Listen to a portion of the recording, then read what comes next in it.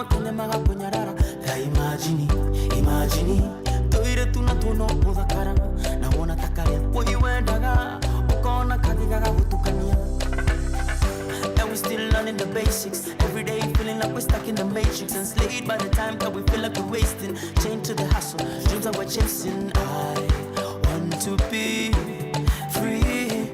I want to be free.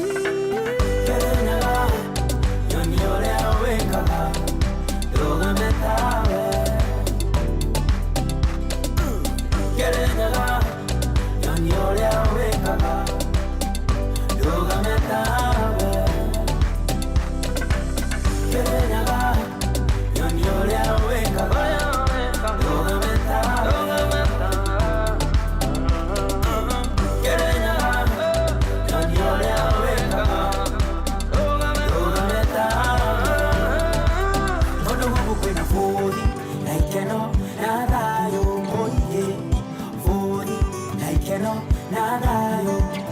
Todo huko kwena fodi, naikeno nada yo moye, fodi, naikeno nada yo.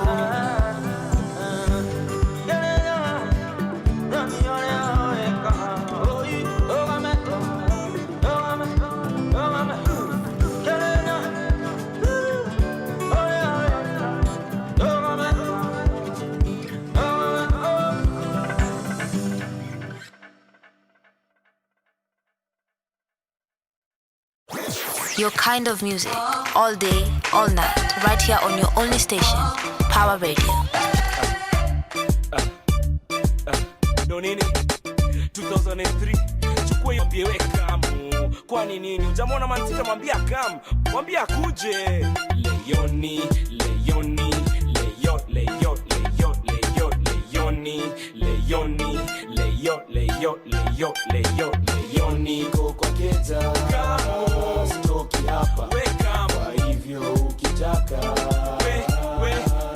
We kamu. Leoni kwa keta. Kamu stoki hapa. We kamu. Kwa hivyo ukitaka. We kamu. Home leo utanipata jo, sijatoka kuandika ngoma, si unajua siwezi choka. Miezi 6 nimekuwa kwa studio nikishughulikia ngoma yako. We kamu, si unaisikia vile kopoa. Kwanza kabisa hebu hiyo jako yako toa. Kuna sirioto la like nambia toboa. Ushaiguzwa mali jo kasikia kukojoa. Leo mimi na wewe usio poa poa. Umesahau ngoma ambia ule konkoja atakudondoa. Kwetu hapo nje na gate yetu si ya blue, ni ya orange start flow yangalia tu juu. Lakini uchungu kunikalifa tunaweza shuku. Wewe ni mgonduka katwa shingo style ya kuku. Hiyo chako inachemshwa wazio na kunywa supu. Nenda tema chupa zimevunjika mgutupu. Ijifanye supu, sabu yako tu, sabu yako tu. Kwa keta, kamo, stoki hapa. We kamo, kwa hivyo ukitaka. We kamo. Yo niko kwa keta, kamo, stoki hapa. We kamo, kwa hivyo ukitaka. We kamo. Ushaichotwa na gari? Nipo sana za kucheki nika nimechotwa na gari. Niambie leo tutakaa mto tafadhali. Homa kuna batishawa afadhali. Leo lazima nibambie wapi kwa bafu. Leo lazima nibambie wapi kwa bafu. Na rounding kombele usifanye niongee uchafu. Kali yako leo lazima tajua maana ya bafu chafu. Nyama choma leo tunaikula hivyo kavu kavu. We kamu tu, we kamu tu. We ni mpoa tu sana muona cho uendagi. Na kaa uenda kitu toka nike kiasi yake. Krima upapo na useme jo mvuta bangi. Utoka home leo nywele yako itakuwa shaki. Mjota kuliza ulikuwa wapi? Utasema nini? Utasema nini? Nikuwa tuma salamu kwa baba na mama kwa kinano nene. Kwa keta, kamo, stoki hapa. We kamo, kwa hivyo ukitaka. We kamo. Leo niko kwa keta, kamo, stoki hapa. We kamo, kwa hivyo ukitaka. We kamo. Na football hapa na napika. Na usivai jinsi imekushika. Juu ya meza leo lazima utakatika. Bila kitu tukisikiza maneno kuisha. Na kuje peke yako. Maneno kuisha. Maneno kuisha.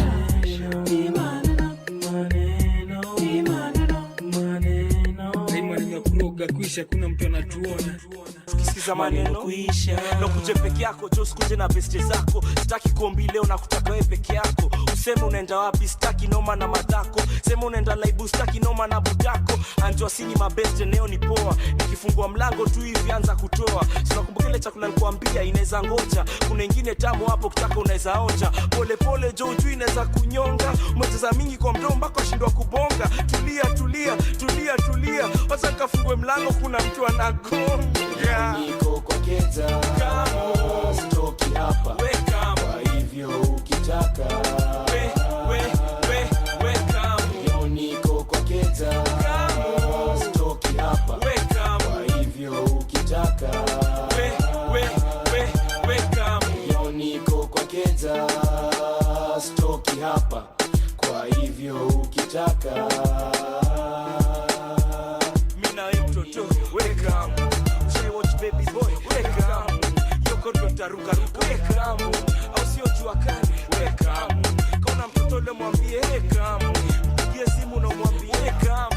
Mpigie simu na mwambie welcome. Hata kama ni welcome. Wacha story ya mother welcome. Wacha story ya mzee welcome. Wacha story ya chania welcome. yo niko kwa keza kama stoki hapa. Kwa hivyo ukitaka welcome. yo niko kwa keza kama stoki hapa. Kwa hivyo ukitaka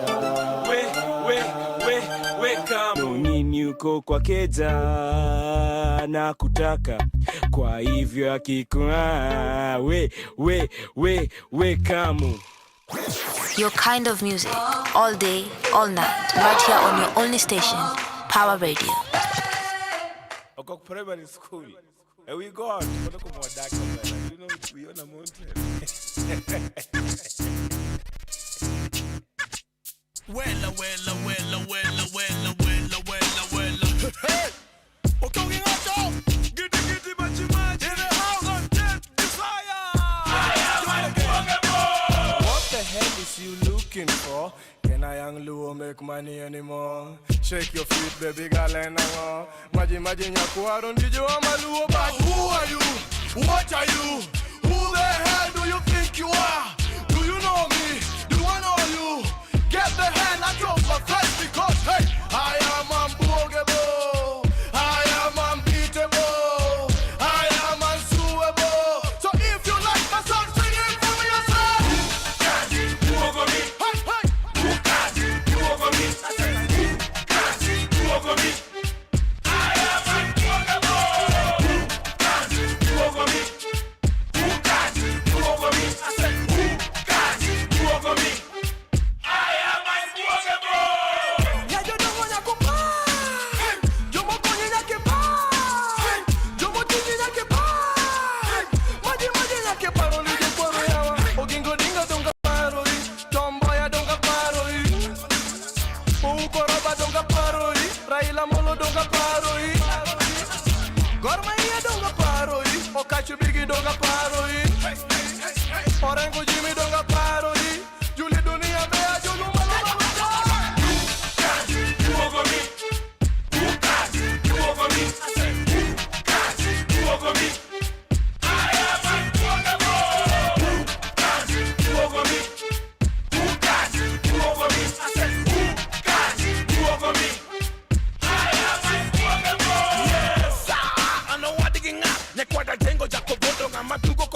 Listen, nobody can buogo me. Neither, nobody can buogo this. Giddy, big name, I'm sellable. Kama pili, yes, I'm terrible. Kanyamua, homa bing, I'm a chalakoda. Do you know giddy, son buogo? Buogo me.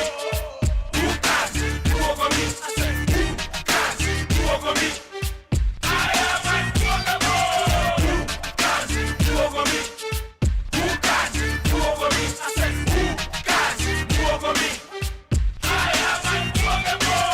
Aguambo, gini take my nadeni. Yawa, gini take my nadeni. Jobondo, gini lich my nadeni. You are unbuogable. Orengo, gini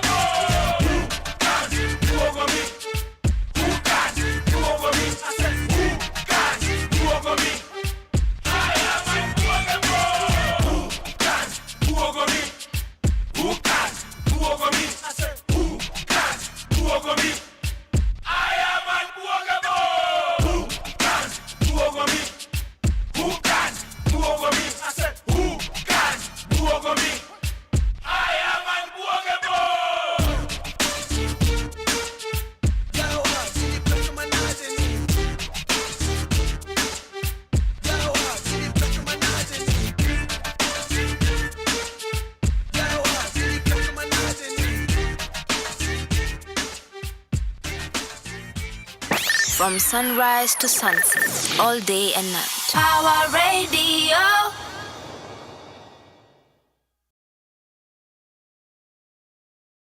Welcome. Ay. Maza nimekaa siku mingi kabla niko studio bana. Hata nakumbusha microphone yangu bana. What's up? Karibuni sana. Are you watching us? Are you watching me? If you are anybody there, talk to me maze. Ka uko pale YouTube, hala at your boy. And if you're watching us on Twitter, on your X that is, on IG, on Facebook bana, hala at your boy. Mko aje? Mimi niko fresh sana. Mimi niko hapa tu nikisema stop killing us. Hiyo ndio tunashinda tukisema maze. Ule kijana yetu alipumzika maze, may he rest in peace. It sucks that every time we have a show now we have to rest in peace people, rest in power people. It sucks like every other time tutakuwa tunakam June, hata hatufikiri sana juu ya July 7, tunafikiria juu ya June 25th. Tunasema this generation is crying out loud and saying stop killing us with capital letters maze. But it is what it is. Hapo ndio tuko na tunakabiliana na serikali ilivyo, na by kabiliana raing, sijui vile mtu anaisema. What I mean is tunasema tu let's speak truth to power. So shout out yourself if you're out there doing what is right by your people, by your neighbor, and by yourself. Ladies and gentlemen, welcome. Center Stage is in the building. Jina langu ni Martin Kigondu, and what are we doing today? We'll have guests upon guests upon guests. Leo sina wengi sana because tunaingia mwezi mpya, and let's just take it easy bana. So in this hour we'll be having a couple from, and by a couple I mean two human beings from Chisaina, who will be telling us about their latest production. But after that tutakuwa tuongea juu ya the legendary David Mailu, ambaye play yake After 4:30 inafanywa from his latest publication, which was actually done 51 years ago. So from 1974, After 4:30 ilifanywa. Uliza mama yako ama we mwenyewe, labda ulikuwa unaisoma back in the day, ka umejificha ndani ya choo ama uko chini ya blanketi, because this was scandalous. Walikuwa wanamuita the most pornographic writer from the 70s. But guess what? Right now we are reading his work and going, this was not pornography. This is the most audacious and bold feminist of his time. Ladies and gentlemen, my name is Martin Kigondu. We're about to have a fantastic show. Tumekufungulia na Kirinyaga. Shout out Irosh maze. Anaendelea na mboka yake kule nje. We shout him out. Tukasema we kamu. Leoni. And of course we did some giddy maji. Sasa nataka tuingie tukisema tuko na reason yaku clap maze. So ka uko na reason, nasema nakaribisha, alafu tutaingia pale Tetushani tukisema African Sun amechapia mziki. Ladies and gentlemen, welcome. Hashtag is Center Stage KE. Hashtag Kigondu is on. Hashtag Power Radio, PAWA Radio. For now, let's go. Mziki tubambe. Let's go. Welcome and welcome. Your kind of music, all day, all night, right here on your only station, Power Radio. All night, right here on your only station, Power Radio. Mighty fingers.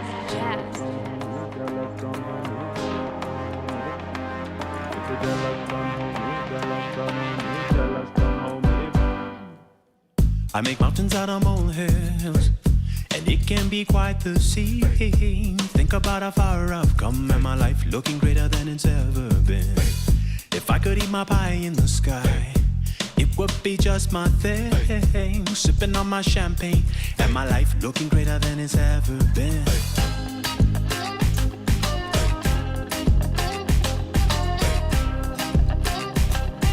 My life looking greater than it's ever been.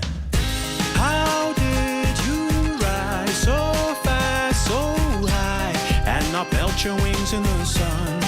You must be Africa's son. How did you rise so fast, so high, and not melt your wings in the sun? They say you must be an African. They say you must be Africa's son. They say you must be an African. They say you must be Africa's son. African. I don't know about my haters, but they should know about me. Keep me humble, oh God. My life looking greater than it's ever been. I overflow flavor. My pockets are full of greed. Even on my worst day, my life looking greater than it's ever been.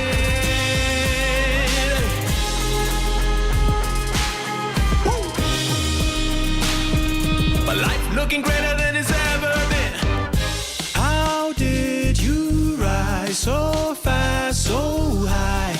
and not melt your wings in the sun. You must be Africa's son. How did you rise so fast, so high, and not melt your wings in the sun? They say you must be an African. They say you must be Africa's son. They say you must be an African. They say you must be Africa's son. You must be an African. You jealous, don't hold me, jealous, don't hold me, jealous, don't hold me back. If you jealous, don't hold me, jealous, don't hold me, jealous, don't hold me back. If you jealous, don't hold me, jealous, don't hold me, jealous, don't hold me back.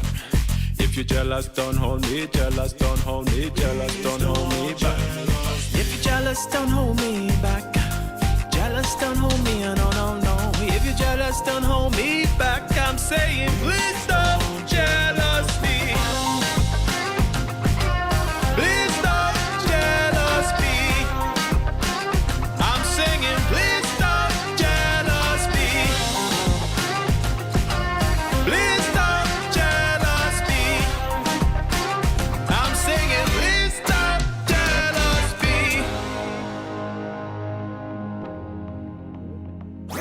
Your kind of music, all day, all night, right here on your only station, Power Radio. From sunrise to sunset, all day and night. Power Radio. Actinane.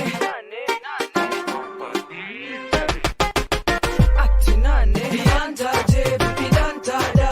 Kontoma inakubantamba. Pentende kwenye dance floor. Chintini kwa chintini dunda. Biantaje, bibenteshte. Kontoma inakubantamba. Pentende kwenye dance floor. Chintini kwa chintini. We want kuku dancing. Mimi na mabeshte kadhaa wakiwaka kama mishuma, especially mimi na manga na mimi wananiita habibi, wanasema mi uspit vile lakini mi spit hivi. Bila mimi haiwezekani, bila switch timota kisha aje, bila na replace itabamba aje, bila tembo kweli utapewa aje. You better stop relaxing, question asking, get on the floor and don't stop dancing. Get on the floor and don't stop dancing. Get on the floor. Biantaje, bidantada. Kontoma inakubantamba. Pentende kwenye dance floor. Chintini kwa chintini dunda. Biantaje, bibenteshte. Kontoma inakubantamba. Pentende kwenye dance floor. Chintini kwa chintini. When we start romancing, nikukaa chini na kuharama bale. Soro na mamanze. No doubt leo moja warudi nami nyumbani. Actinane. Manga. Huyo kijana yojulikana kuwa chika hawa madada, kuwapa Kiswahili vile ya stahili. Dada vipi? Stop relaxing. Why you question asking? Get on the floor and don't stop dancing. Get on the floor and don't stop dancing. Get on the floor. Biantaje, bidantada. Kontoma inakubantamba. Pentende kwenye dance floor. Chintini kwa chintini dunda. Biantaje, bibenteshte. Kontoma inakubantamba. Pentende kwenye dance floor. Chintini kwa chintini dunda. Dunda, hey, dunda. Dunda, dunda, dunda. Dunda, dunda, hey, dunda. Dunda, dunda, dunda. Dunda, dunda, hey, dunda. Dunda, dunda, dunda. Dunda, dunda, hey, dunda. Dunda, dunda, dunda. Dunda.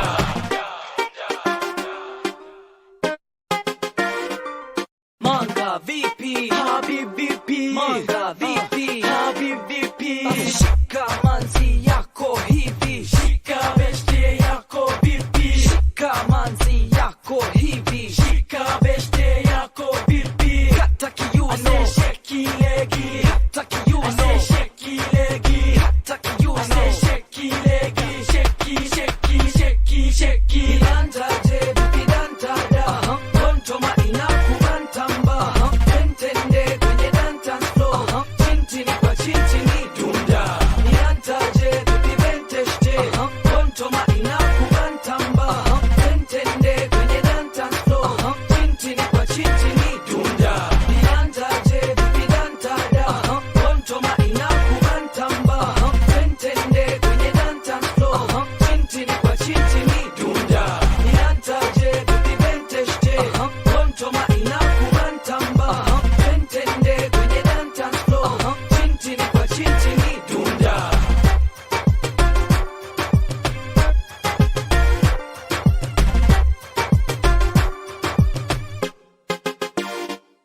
from sunrise to sunset, all day and night. Power Radio. Yes, sir. Welcome back. Aya, tulikuwa pale ZIFF, Zanzibar International Film Festival, na tukisema tulikuwa imanishi mimi nilikuwa nasema tu watu walikuwa pale mazee, and a lot of things have been going on the ground.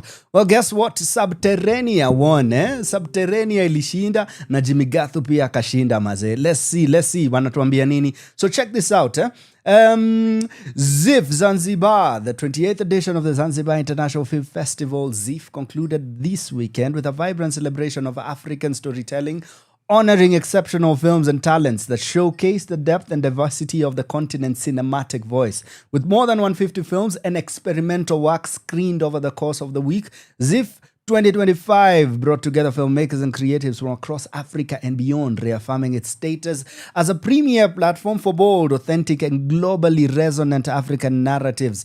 Wanasema, we looked for originality, creativity, and structure. This is jury member Mona Mwakalinga. That's a dope name. This year, the submissions exceeded expectations. The engagement from both filmmakers and audiences shows a major shift. We're not just making films, we're telling global stories from the African perspective.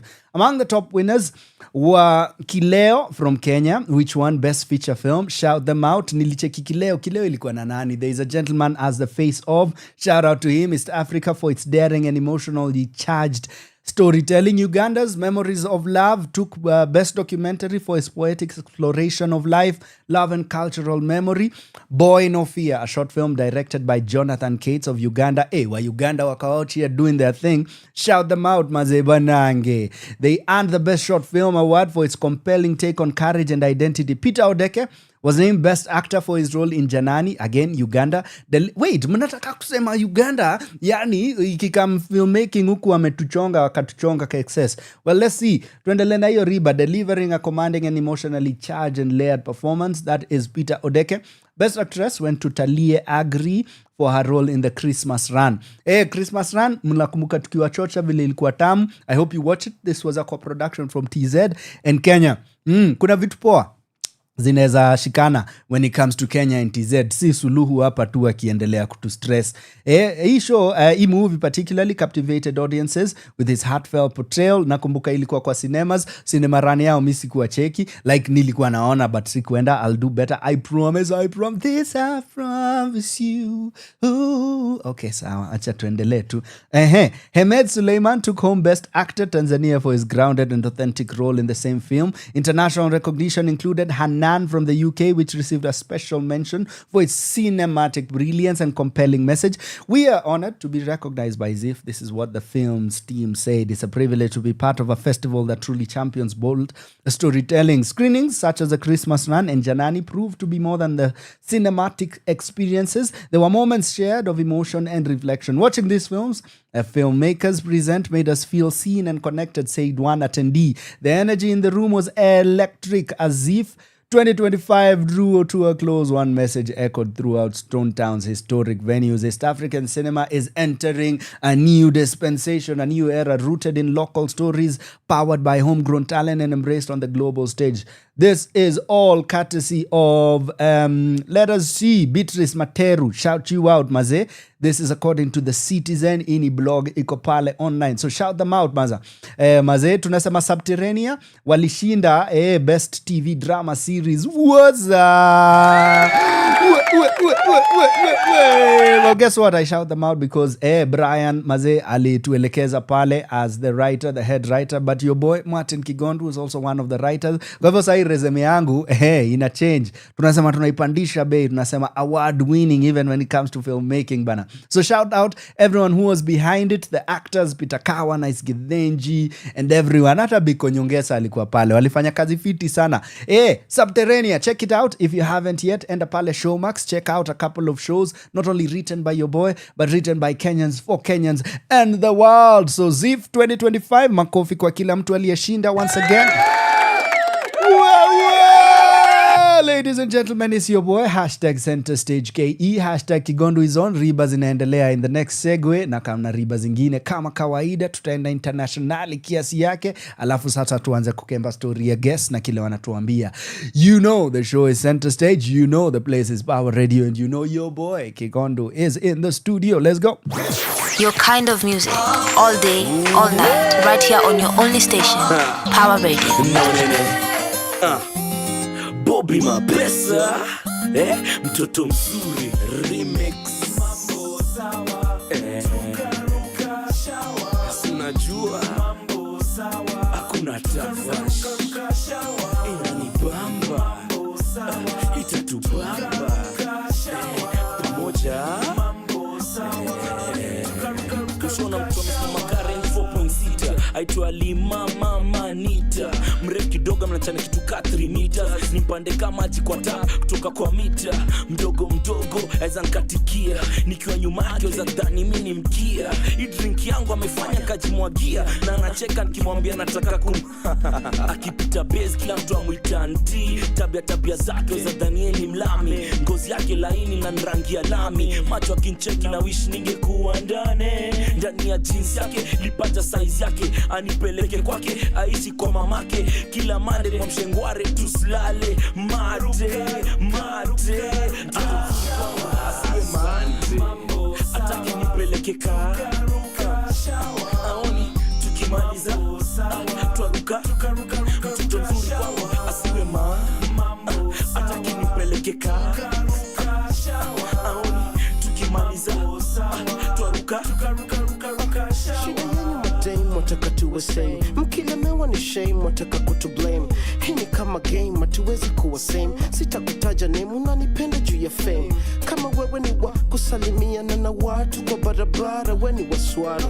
Kama wewe ni wa kuchekesha makonkodi usilipe kodi we ni kigwara. Hapana tisha mimi thao ya saloon, shika mbao nyoa kichwa safu ka balloon. Za lunch za noon, see you soon. Usiwe kula kama baboon. Siwezi do kama hujaiva, na pia siwezi do kama sijaiva.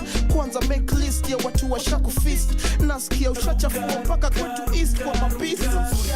Asiwe mambo atake nipeleke karuka aoni tukimaliza twaruka mtoto mzuri kwangu. Asiwe mambo atake nipeleke karuka aoni tukimaliza twaruka.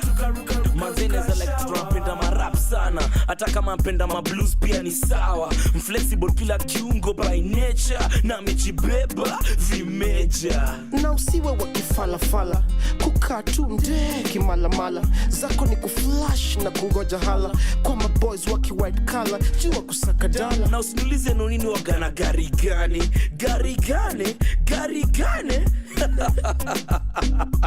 kwenda panda matatu sinishefea tafadhali. Usijam nikikam home, nikinukia madame after kuperform. Mtoto mzuri anavaka Oriego manduli. Tabia nzuri, nywele nzuri.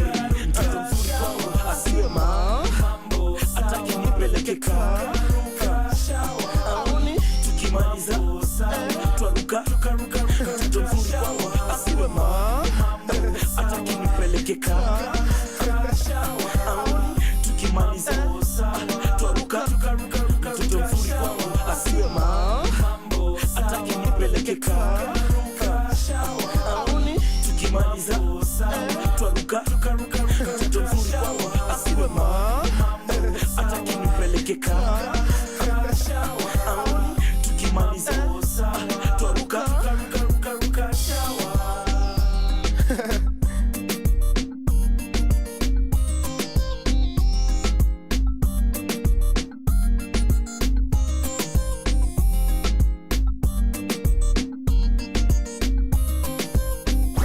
Your kind of music, all day, all night, right here on your only station, Power Radio.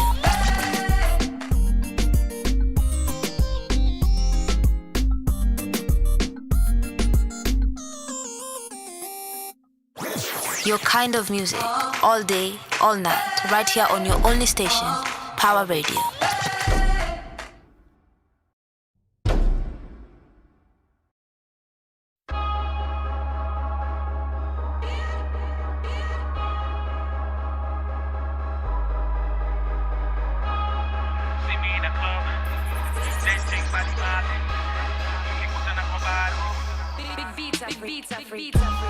I'm rolling with a vet who would ever thought one day we'd be on the same track. And he an OG and you know me, man, a big boy gotta stay strapped. I'm ready with the aim, if I fell a trip, I'm finna body the nigga ASAP. I don't know what you heard about me, but boy, I'm a G and I'm laid back. Sindo wale tutakunyanganya kila kitu, everything hadi salo. I'm in a class of my own, so the obvious, nani ndiyo king kwa idado. I'm a boy bado wananigwa, so wezi ingi ya ring na mi bado. One time for my crew, if you feeling this, everybody ting body malo. A lot of people ask me, mbona mi hubonga nikani likwa maju? Yeah, I was living in the UK, that's if you don't got a clue. UK, yeah, I said UK, that means United Kayole. And I never been ashamed and I don't care, so kila mutu gizo vidole. To anybody hating on my accent, just wanna be like me. I might be fake, but I'm getting that money till I DIE. And your girl must like me, nigga, that's why you hating. She told me she's single, and she told you she taken. See me in the club, denting body malo. Tukikutana kwa baro, denting body malo. Denting body malo, ting body malo. Na kama unanifalo, denting body malo. Say ting body malo, ting body malo. Tukikutana kwa baro, denting body malo. Isn't it strange, my nigga? Now that I'm back in the set, making it rain, bringing the pain, my nigga. Run on them, break out your gap. I'm through the pistol, homie tryna hide. Listen, this Glock here gonna get you. Now it's official. Taylor and Jones on a mission. Little fanatic, I'm with you. Who gonna miss you, hater? Yeah, you. Keep polishing them tools. Who gonna kiss you, player? Yeah, you. Unless you're getting it from a dude. Hello, who gonna buy that boo? You. And who gonna tie that shoe? You. And who gonna trip that fool? You. This business I'm living to you. Send me the bill and pills and niggas who's ready to deal, ready to kill, ready to mingle with opposite sexes. But me, I'm ready to chill. Crisscross a lyric and drop a bomb. Homies is feeling the funk. Jason up a lyric and drop a thong. Females is feeling the jump. Take it, trick. See me in the club, denting body malo. Tukikutana kwa baro, denting body malo.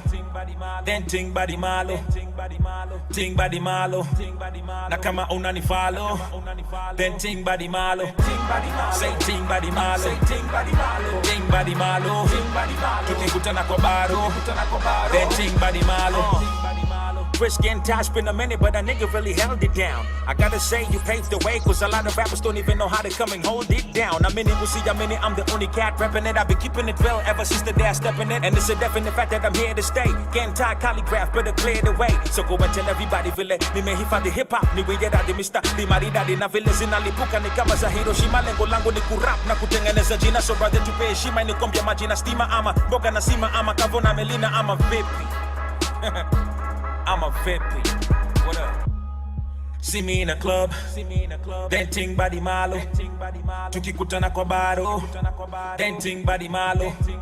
Denting body malo, ting body malo. Na kama unanifalo, denting body malo. Say ting body malo, ting body malo.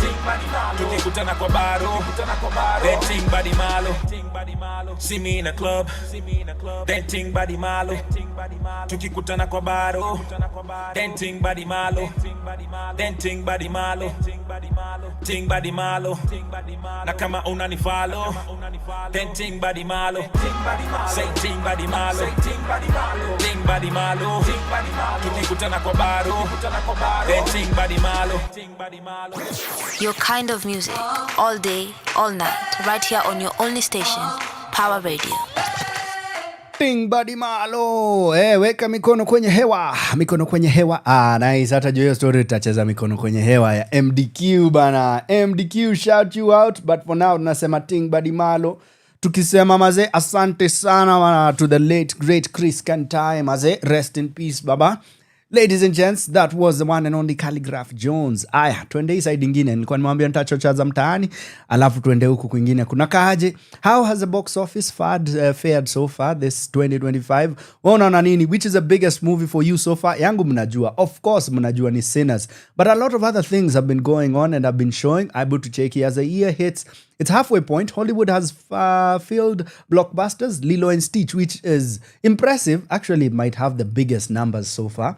And close soon after it ni Sinners, as well as some expensive blunders. Sijui mbona wanaita expensive blunders. Hapa na cheki review ya wanaitwaje Variety, wanasema Mission Impossible The Final Reckoning ilikuwa but niko well ni mani loser, but ilikuwa pretty fantastic. I think it was a decent one. Captain America Brave New World, ilikuwa tu hata nimesoundly watch Captain America this year. Then Elio is seeming to do insane numbers. Actually, I think Lilo and Stitch and Elio are actually doing quite okay, but hiyo ni according to me, because I'm seeing people going for it. Over the weekend niliwatch a really bad movie bana, hata sina ubaya. Niliwatch the wedding what, hata sikumbuki. I'll play for you that trailer maze. Niliwatch niko, this is such a disappointment. Most of the time nilikuwa at the cinemas, I was on my phone bana. Nilikuwa aki Americans. Kumbe hata nyinyi mna movie mbaya. Hata si kumbe, ni ukweli wanakuanga nazo. Yeah, it's good to see white people mess it up, because sana movies zetu mbaya za majuzi na kuanga za mablacks. So vile nilikuwa hapo nilikuwa hii kitu imegonga bana. I didn't like it, but I'll do the review for you in just a few. For now, wacha niendelee. Minecraft ilikuwa decent. How to Train Your Dragon, wanajitry. The Phoenician Scheme, well, I haven't watched it, but imekaa kuwa popular with some groupings. Sijui vile inafanya so far, sija cheki number zao at the box office. But yeah, mtaani sijaona ama hata imesonga at all. I don't even know ama imenshow. But anyway, hebu tuangalie hizo numbers. Box office globally, Sinners wameingiza 363.8 million. Minecraft, check hiyo, wamefanya 954. Budget yao ilikuwa 954 million. Budget yao ilikuwa 150 million. So hiyo clearly si pesa mbaya. Sinners walifanya 363 million. Budget yao ilikuwa 90 million. It's not too bad. Final Destination, hii nilisema easy watchingi hata mkiniforce, sifungui macho hata mkinilipia. Budget yao ilikuwa 50 million, wanaingiza 280 million. Hapa tu ni positives. Materialist 31.4 million, walitumia 20 million. It's not too bad, is it? Snow White, haki ya nani? Hii movie ilikuwa this year. Mission Impossible global box office wamefanya 540 million. Budget yao ilikuwa 400 milli. Clearly haija kuwa loss, but haija enda numbers walikuwa na expect. So it's not too bad. At least tunaweza sema kuna vitu kadhaa zimerudisha. Sinners imerudisha watu kuwatch. Ballerina, which was a fantastic film, hii niliwatch I think 2 weeks ago. I'll also do the review for you. Walitumia 90 million, wamerudisha 100 million, kwa hivyo tu ni 10 million juu. Yikes! Hapo wenyewe hiyo wamekula mawe maze. Black Bag, which for me is one of the best movies this year. Hawa walikula because waliingiza 42.9 million na walikuwa wametumia 50 mics, so hiyo ilikuwa a loss. For sure, but I also have to say it's one of the best films of this year. I watched Amateur, nilipenda, waliingiza 96 million globally, walitumia 60 mic. So it's not too bad for them, hata ikiwa according to them. Of course, hizi numbers wako za imekuwa let down. Accountant 2, nilipenda sana. This was a good one for me. Ben Affleck, of course, alinibamba. 102.1 million, walitumia 80 million. It's not a loss. So far, losses ziko kadhaa, but pia hizi profits si ati ni numbers insane. So Lilo and Stitch, impressive, karibu wafike $1 billion over there. Na Sinners, of course, wamepita na kado. Ladies and gents, I'm looking forward to a day ambao tutakuwa tunaangalia filamu za Kenya. Tuko mazee akina Matu alitumia 5 mic kumake movie yake next inaitwa Kisiki Plug, na wakarudisha pesa taslimu 50 million. In Kenya, then around the world wakaingiza $200 million.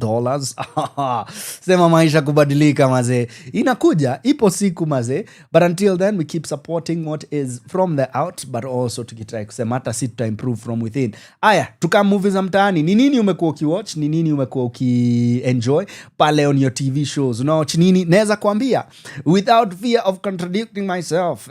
Kuna kitu moja kali sana inaitwa Kware, na nataka kuachezea trailer ambayo nitaicheza in the next maybe in the next hour. Hii hour ijaisha. Naweza wafungulia the next hour na trailer ya Kware. Mtacheki bonge la star pale ameshika gun, anasema put the gun down.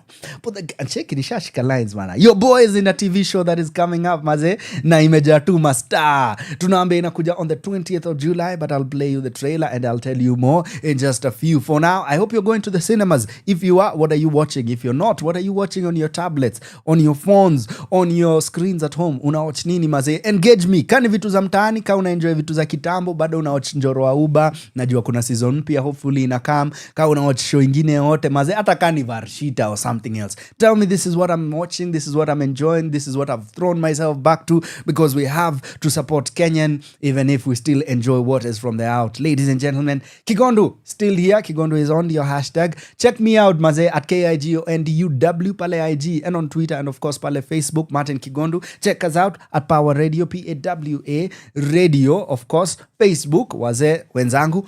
Ukienda pale X check out at Power Radio, na of course ukienda pale IG check out at Power Radio. Sijui ama inakuanga pale inaitwaje ile ya kudance ni gani? TikTok kana napenda sijui ama tuko huko, lakini naambio tuko cheki pale Flozz ya kidance anafanya madances pale bana, enda ucheki kubambe mazee. Otherwise ladies and gentlemen, talk to your boy, tell me you're watching. Tuendelee na hizi riba zetu. #Kigondu is on, #CenterStageKE. Let's go. From sunrise to sunset, all day and night. Power Radio.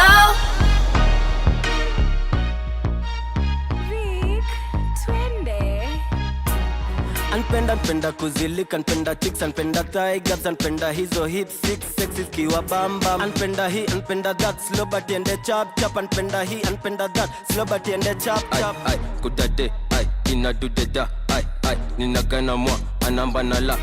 Ay, kudade, ay, ina dudeda, ay, nina gana mwa, anamba na la.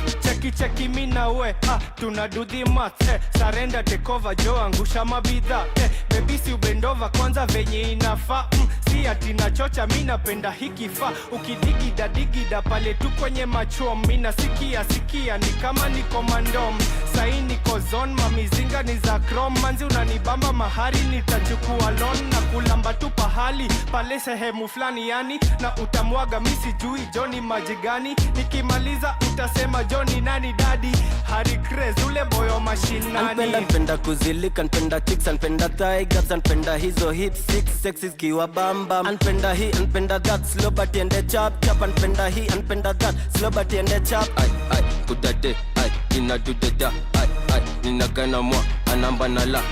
Ay, kudade, ay, ina dudeda, ay, nina gana mwa, anamba na la. Sanapenda kuzienda 10 over 10 imejikenda, mzabibu ndo agenda, figa ni 8 si utapenda, chora 7 chiza benda, sita enda, na kupenda nitakupenda, maraka 5 utaninitenda. For you liacha mavela, for you liacha Pamela, for you liacha makwela, uskini komboka ita ya hela. Ay, vitu ni tatu, ay, suskize msela, kuna ndovu, kuna matope, zikipatana ni natela. Anpenda kuzilika, anpenda chicks, anpenda thigh gaps, anpenda hizo hips, six sexy kiwa bamba. Anpenda hii, anpenda that, slow but ende chap chap. Anpenda hii, anpenda that, slow but ende chap. Ay, kudade, ay, ina dudeda, ay, nina gana mwa, anamba na la. Ay, kudade, ay, ina dudeda, ay, nina gana mwa, anamba na la. Anapenda bima yangu juu ya venye na kitoka, niko hapa Kaloleni tukomboka, kamejibeba independent na nafoka, nafikia twende wapi mindio deresta na donga, don dada, wada na wadada, hawezi ni compare na ma MC mafala, kila flow na seti vitu deadly na sibala, nikitokea na kapeng wanashanga haga ajabu, twende basi wapi, luku nimekladi, sana kona nani, hizo nzabunwasi, basi nipe nafasi nkona horsepower farasi, unataka twende wapi, haya anzisha safari. Anpenda kuzilika, anpenda chicks, anpenda thigh gaps, anpenda hizo hips, six sexy kiwa bamba. Anpenda hii, anpenda that, slow but ende chap chap. Anpenda hii, anpenda that, slow but ende chap chap. Ay, kudade, ay, ina dudeda, ay, nina gana mwa, anamba na la. Ay, kudade, ay, ina dudeda, ay, nina gana mwa, anamba na la.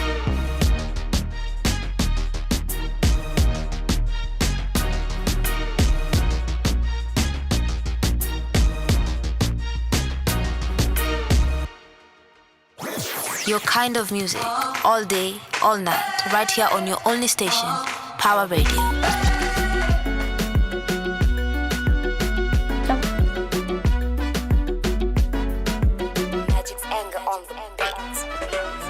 Don't go, I'm kujain.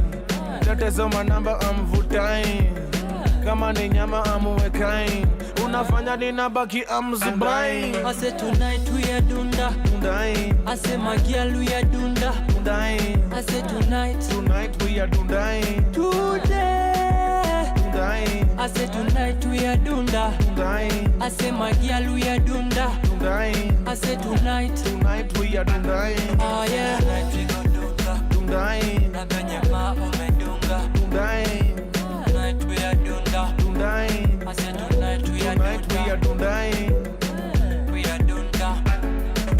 Sato magidha nimeingia club hivi na kuna dema na busy kwa phone kana ita cab easy kwani mama WhatsApp bana nikamshona itwa King Kaka na kuna vile umenibamba wait a letter na ulete bill hapa akadai kwani you think I don't jua you kateng my friend unyima du hizo ni rumors ma wachia gazeti we kwani kunywa inkapeti tonight mbeba inyuka kibeti this la lays malizaing me bana dundae I said tonight we are dunda dundae I said my girl we are dunda dundae I said tonight we are dundae today dundae I said tonight we are dunda dundae I said my girl we are dunda dundae I said tonight we are dundae oh yeah tonight we go dunda dundae kwenye ume dunga dundae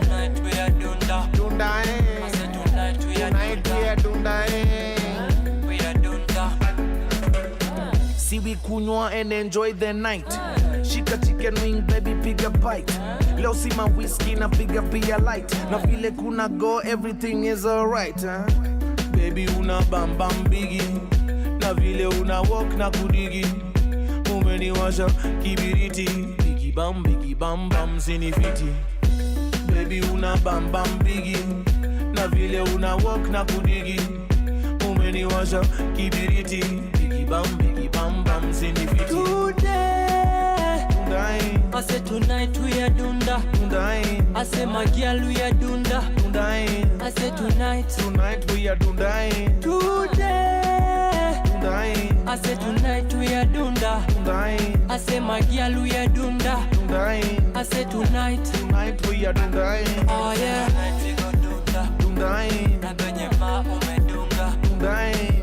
tonight we are dunda Dundaing. I said tonight we are dundaing. We are dunda. From sunrise to sunset, all day and night. Power Radio. Alright, this is how we represent. Squad records. Alright, this is what father's left.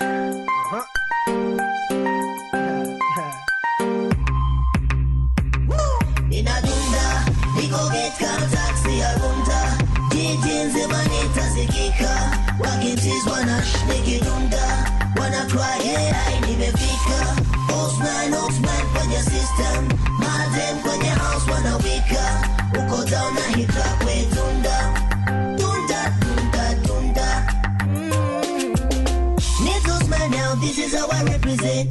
I'm a musical addict and I know it. Some thoughts I could live, I get today. No more tripping, no more falling. What's that brother? Nimetoka mbali. I've been running looking for love, eh? Lakini wanna die, it's in a gare. Never mind, I'll be walking on the highway. Baby, naseni aje. Ulidhani ete nitarimendane.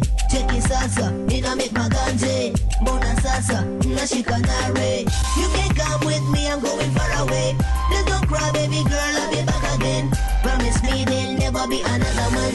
I'm the one to love eternally. Hey. Ina dunda, we go get contacts, see a runda.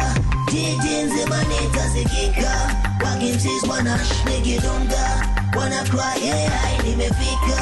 Postman, kwenye system. Madem kwenye house wanna wika. Uko down na hit up we dunda. Nina haje ngoma na mapale. Mtaani mamanzi wako blae. Wanadai tupe mo Osmani. Wakidai nitowe mahari. Ni weekend njo tukawakilishe. Kule K1 speakers ipasuke. DJ Clutch na spins in a bamba. 44 is the number si utane. Dunda na nami mpaka waudhike. Sitatoka kukupenda sister, tulia dada, kipaji kishajipa na kushika wote kulificha. Dance with me slow mo when nishike, ukidinda utanivunja moyo. Nipishe njia, cheki nitalia, nipe raha usiku mpaka tena. Niko get down taxi ya banda, jiji nzima nitasikika. Wakimsis wanash nikidunda, wanna cry yeah, nimefika. Osman kwenye system, Martin kwenye house wanawika. Uko down na hit up we tunda, tunda, tunda, tunda. Mama zetuza, shika, kutukos kwenye wila. No smart baby, zinashika wanalia. Hey, Martin wana wika, na matali kukatika. Tunasikika, na skrati tushafika. Tunda, tunda, tunda, tunda, tunda, tunda, tunda, tunda, tunda. Na kusho tuna tunda, tunda, tunda, tunda, tunda, tunda, tunda, tunda, tunda, tunda. Tunadunda, tuko gauge, matawi tumevuta. Postman Zulu crew twatafutwa. Sister Joe una vitu kubwa, hebu zungusa raundi hadi kule kwa ukuta. Niko high, ni hizo vitu natafuta. Chupa kadhaa, kisha nikupe lugha, umeigusa roho yangu hadi kwa mifupa. Zungusa, dogo tukidance, hebu dunda. Zulu crew, Postman twasikika. Scratch records sina bamba tu, wasezi wanadunda tu, mikono kwenye hewa tu, ni kama wamepewa tu, I say sina bamba tu. From sunrise to sunset, all day and night. Power Radio. Your kind of music, all day, all night, right here on your only station, Power Radio. Happy birthday, honey. One moment. I have decided to make you one of the directors in Quarry Group. One shot. Put the gun down. Everything's fine. One suspect. I can smell imminent success, victory. One buried secret. That's all it takes. Hi, sis. Stay connected for the new drama Quarry. Starts Sunday, 20 July at 7:30 p.m. on Maisha Magic Plus, DSTV channel 163 and GoTV channel 3. From sunrise to sunset, all day and night. Power Radio. Wewe, mambo bad. Cheki. Kware, Kware is coming. Kware is coming. Check them out, maze. DSTV, Go TV, go check them out, bana.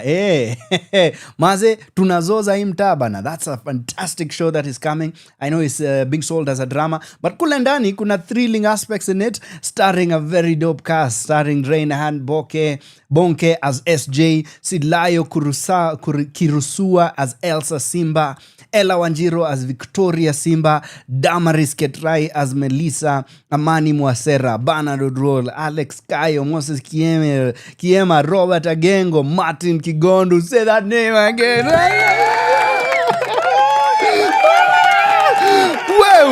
Wewe maze. Hapo hivi hiyo ni cast ingine noma sana. So shout them out maze.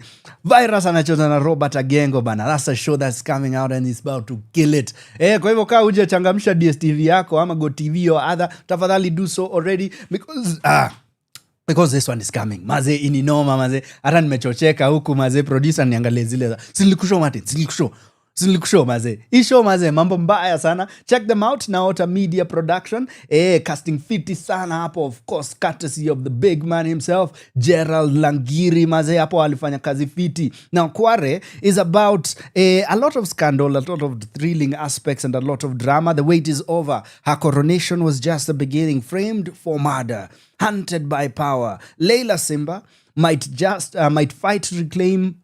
must fight to reclaim her name and expose the lies that shattered her world. A legacy built on deceit is about to crumble. Mesikia vile wamechocha hapo maze. Again, starring the one and only Vanessa. Mazee amefanya kazi fiti sana, umemcheki kwa vitu kadhaa, for instance Tukisonga mazee, na anazidi kusonga tu na kazi fresh mazee. So ladies and gentlemen, I hope we'll be having them. We will be having them at some point. Kabla mwezi uishe mazee, huku ukiteleza ulimi lazima uifanye nikani intentional. We hope to have them at the end of the month, before the end of the month, to just talk about the show and what's it about. Tuone ama tuachocha enough wawewe kwenda pale na kuicheki. And if you do, and when you do, hala at your boy, tuambie mazee huku mmechonga kazi fresh sana mazee. Check that out. Kware is coming and is coming in big. Otherwise, ladies and gentlemen, nataka tu kuongeza kitu moja. Speaking of Martin Kigondu being on stage, well, guess what? Hapo nakumbusha Martin Kigondu akiwa stage, ako stage pia kesho, in case you're listening to this live. After 4:30 stage performance inakuja, all courtesy of Mvua Press Ikitabu. Check them out, directed by Njache and George Mungai. Check out Nice Githenji, Kigondu Martin, Karemi Njage, Dedan Juma, Vivian Kabono in After 4:30, a stage performance adapted from the book After 4:30 by David G. Mailu. Hii tutakuwa tunaongelea leo in the final hour.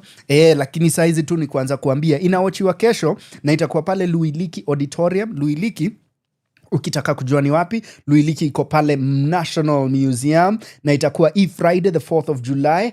Check them out from 7 p.m. Kwa hivyo ukiweza kuingia pale, kama umepaka, kama unakamna kaba, unakamna babai, kama unatembea, ukiingia hata by 6:30 unaweza pata kiti yako tu fresh, ukam to jazz. We sell out so that we tell people it's back by popular demand, in case we sell it out, and we hope to actually do so. Hii nyingine tamu sana, ina controversies zake, but in a good way in this case, kwa sababu back in the day ilikuwa inajulikana imechoma, but saizi wasiwana isikiza wako umse alikuwa way ahead of his time. So ladies and gentlemen, I hope to see you tomorrow. For me, literally on stage, and for you, literally in the theater. So #see you at the theaters, ladies and gentlemen. My name is Martin Kigondu. Vile nakumbusha, this and every Thursday, I'm always here nikiwa show.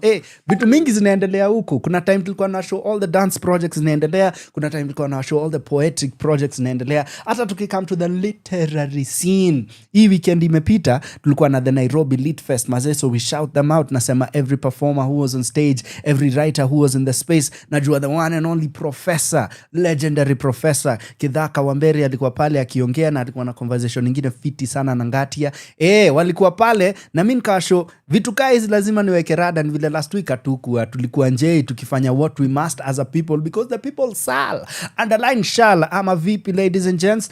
So like you know, this and every Thursday nitakuwa hapa kuwapanga na what is going on this weekend na zile ziko mbele yetu. This is a new month, of course, a lot of new projects. Uliwatch Dan Kimathi? Well, I went, checked it out, na ilikuwa ingine noma sana. So shout out everyone who was part of it. Tulikuwa na Stuart na Gadwill hapa not too long ago, and of course Jackie, and I'm very very proud of what Jackie did.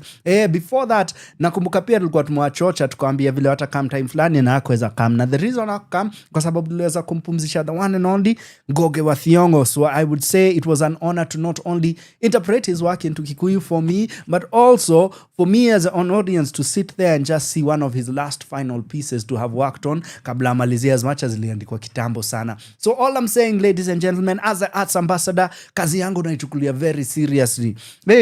Seriously, ni sawa hata ukikuyu umetoka bana. Nizi ndo nimekula bana. Nindo nimerarua hapa hivi na nikimbiza deadly. So I'm taking my work very seriously. Nikiwapanga, nikiwaambia, guess what? There's something out there for me to always put you on the game for. Na ukiona ile sijajua nipeleke na rada. Hata mimi nikiweza kuikemba, nitaambia everyone else. Ladies and gentlemen, in the next segue ambayo tutakuwa nayo not too long, in the new hour, in the next hour, which you are already there, nitakuwa naongea na a company which goes by the name of Chisaina Arts Group. Na nitaambia wana something cooking, and it is almost ready for you to come and watch. So stick with me. Tell your people Kigondu is on #CenterStageKE. Let's go. Your kind of music, all day, all night, right here on your only station, Power Radio.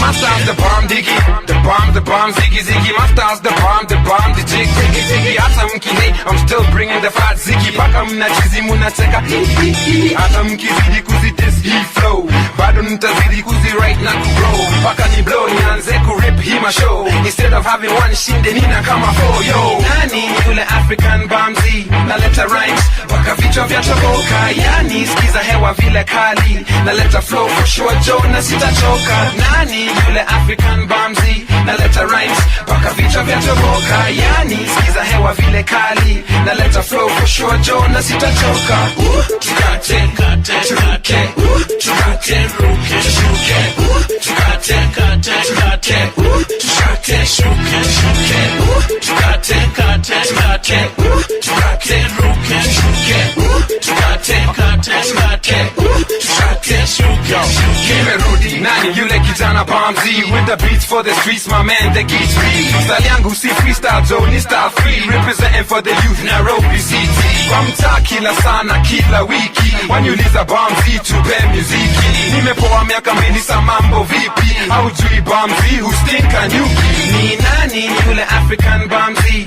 naleta rhymes waka vichwa vya toboka yani sikiza hewa vile kali naleta flow for sure Joe na sitachoka nani yule African Bamzi naleta rhymes waka vichwa vya toboka yani sikiza hewa vile kali naleta flow for sure Joe na sitachoka tukate kate tukate tukate ruke shuke tukate kate tukate tukate shuke shuke tukate kate tukate tukate ruke shuke tukate kate tukate tukate shuke shuke he track me kali yo this is called the bounce yes it's called the bounce ina flow kama maji it's called the bounce the bounce the bounce cheza kwenye kumtani just play the bounce come on play the bounce wakati samahani yo it's called the bounce yes it's called the bounce he track me kali yo this is called the bounce yes it's called the bounce ina flow kama maji it's called the bounce the bounce the bounce cheza kwenye kumtani just play the bounce come on play the bounce wakati samahani yo it's called the bounce yes it's called the bounce tukate kate tukate tukate ruke shuke tukate kate tukate tukate shuke shuke tukate kate tukate tukate ruke shuke tukate kate tukate tukate shuke shuke tukate kate kate turuke ruke ruke tukate kate kate tushuke shuke shuke Beach boy madugu DJ Bamzi let's get down tukate kate tukate tukate ruke shuke tukate kate tukate tukate shuke shuke tukate kate tukate tukate ruke shuke tukate kate tukate tukate shuke shuke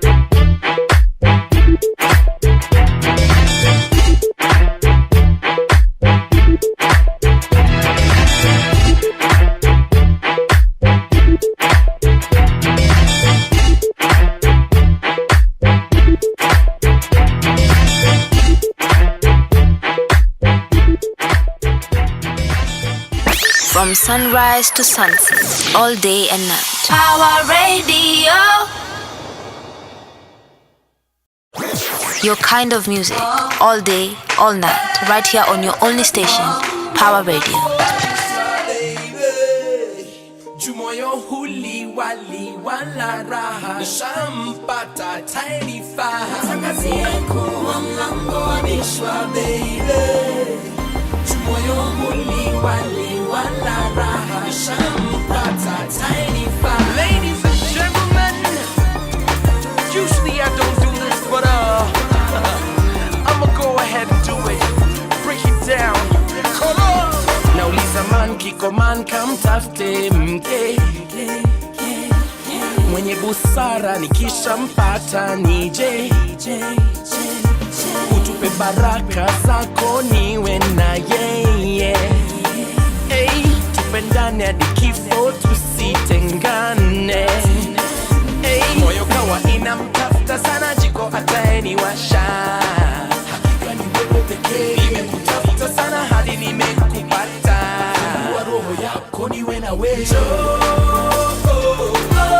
Nifungulie, nifungulie.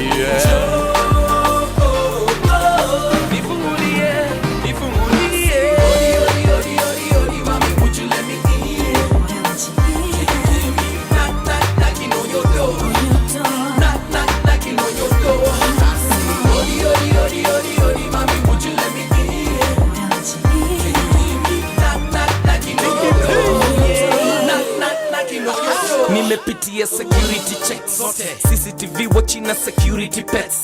Jaber be me love bila regrets. Okahama me let me give it the best. I say umenimeza au ndio tangu siku ya kwanza ulinikunywa tuishi bila pressure au sio kama vile tutaya imepasuka. So knock knock hello. What it is, baby, let me show you what it do. I've been through hell, I can't take it no more. You're my angel, so I'm knocking on heaven's door. Nifungulie, nifungulie.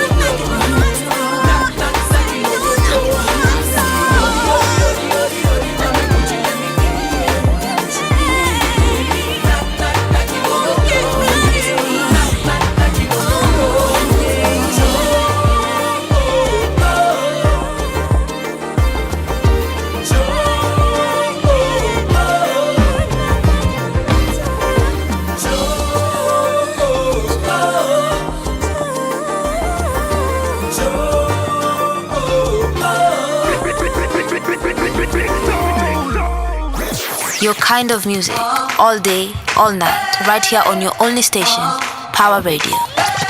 Yes sir, ladies and gentlemen, welcome back. Mazee niliwa show. Leo tuna maceleb ndani ya nyumba hata kabla tuambie ni kina nani. Well, guess what? Tulikuwa naongea tu juu ya the first quarter of the year, first half in fact.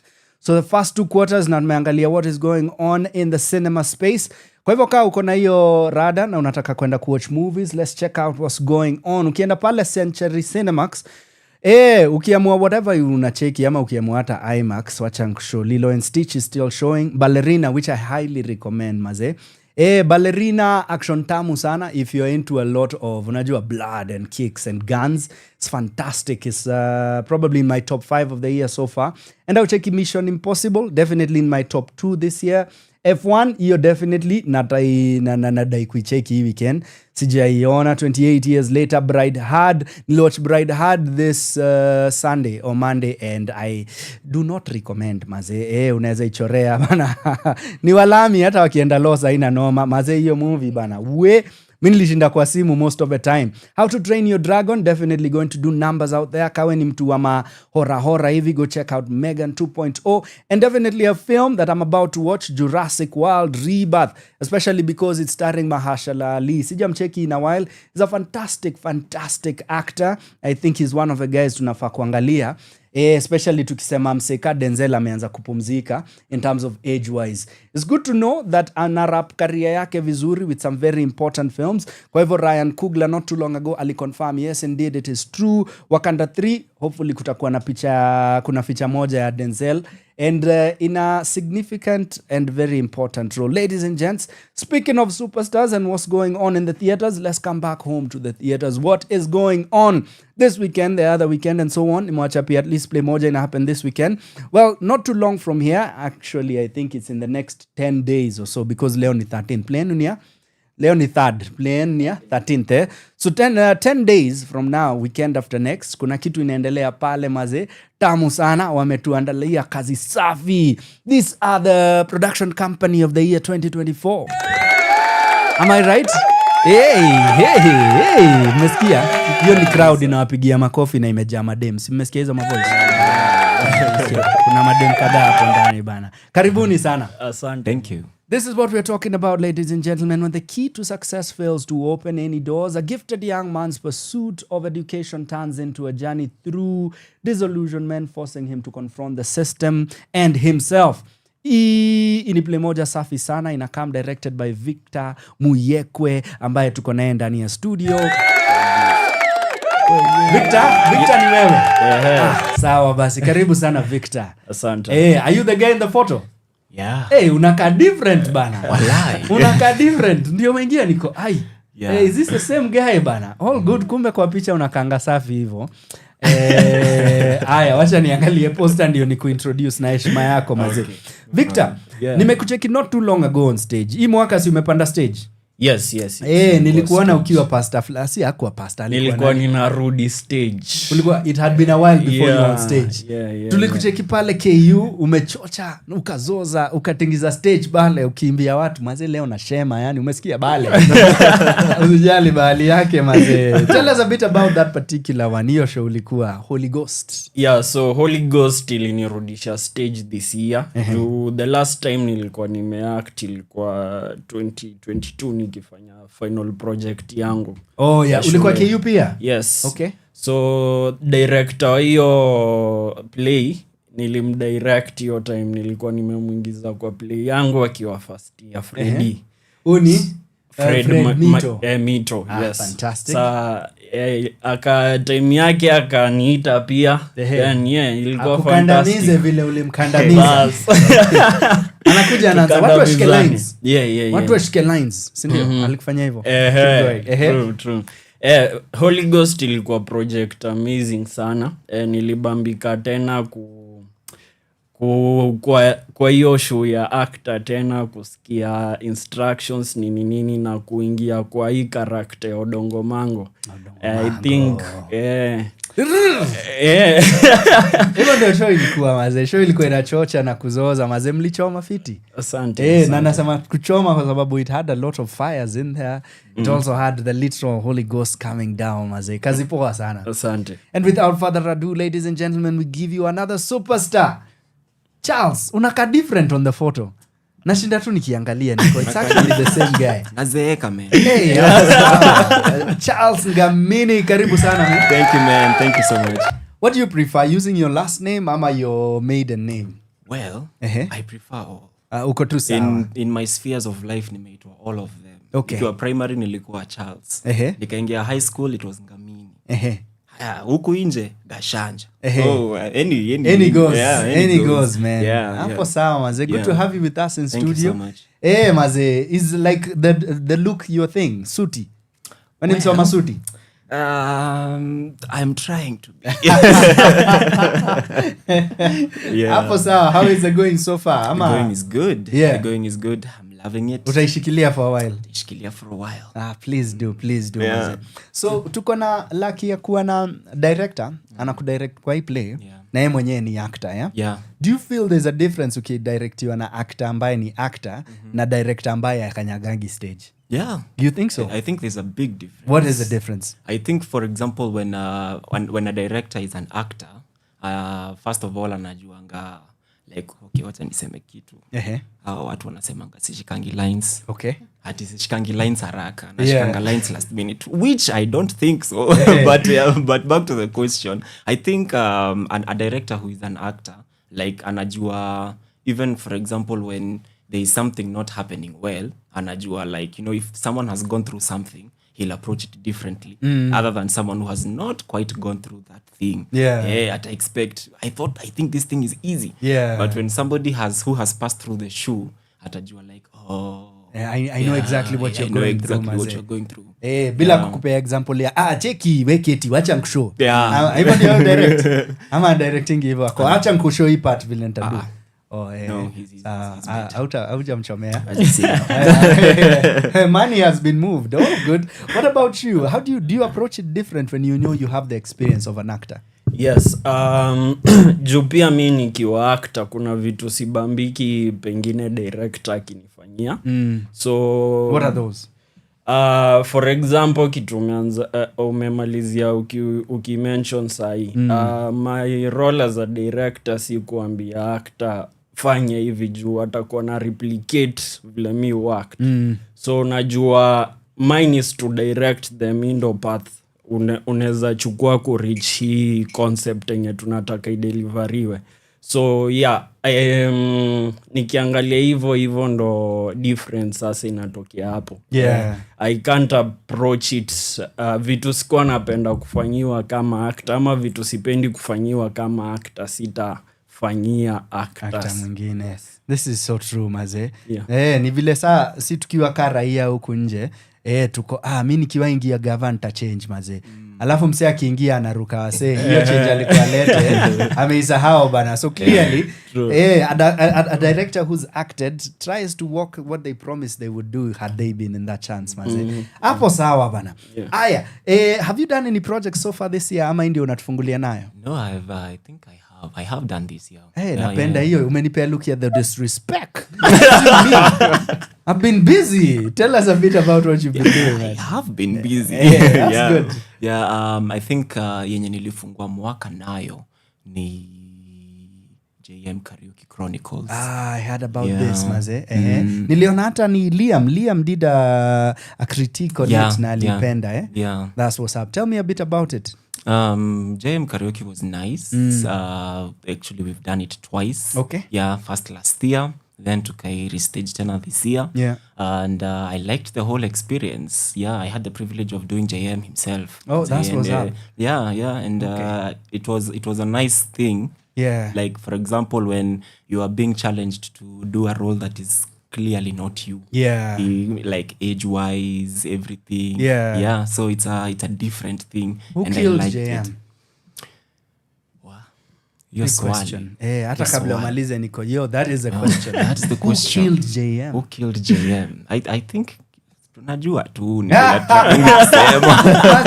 unajibu kiangalia mlango wasitokee.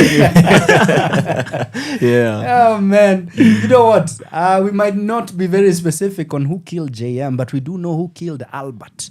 We do know who killed the kids last year on the 25th of June, and we do know who killed our brother who's just rested from the bullets, hata ikiwa ilikuwa raba, lakini tutasema like we know our leader will say he's alive, isn't he?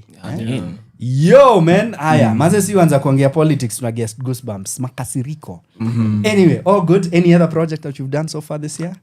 This year I think that's quite the latest. I think there was also the Samaritan.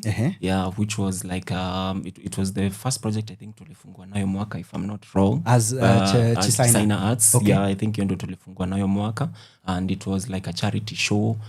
So it was also nice. It was like a cohesion of different plays put together. And then we did them in one night. Hapo sawa, mnatujazia plata uko pick what you like. We'll give you variety.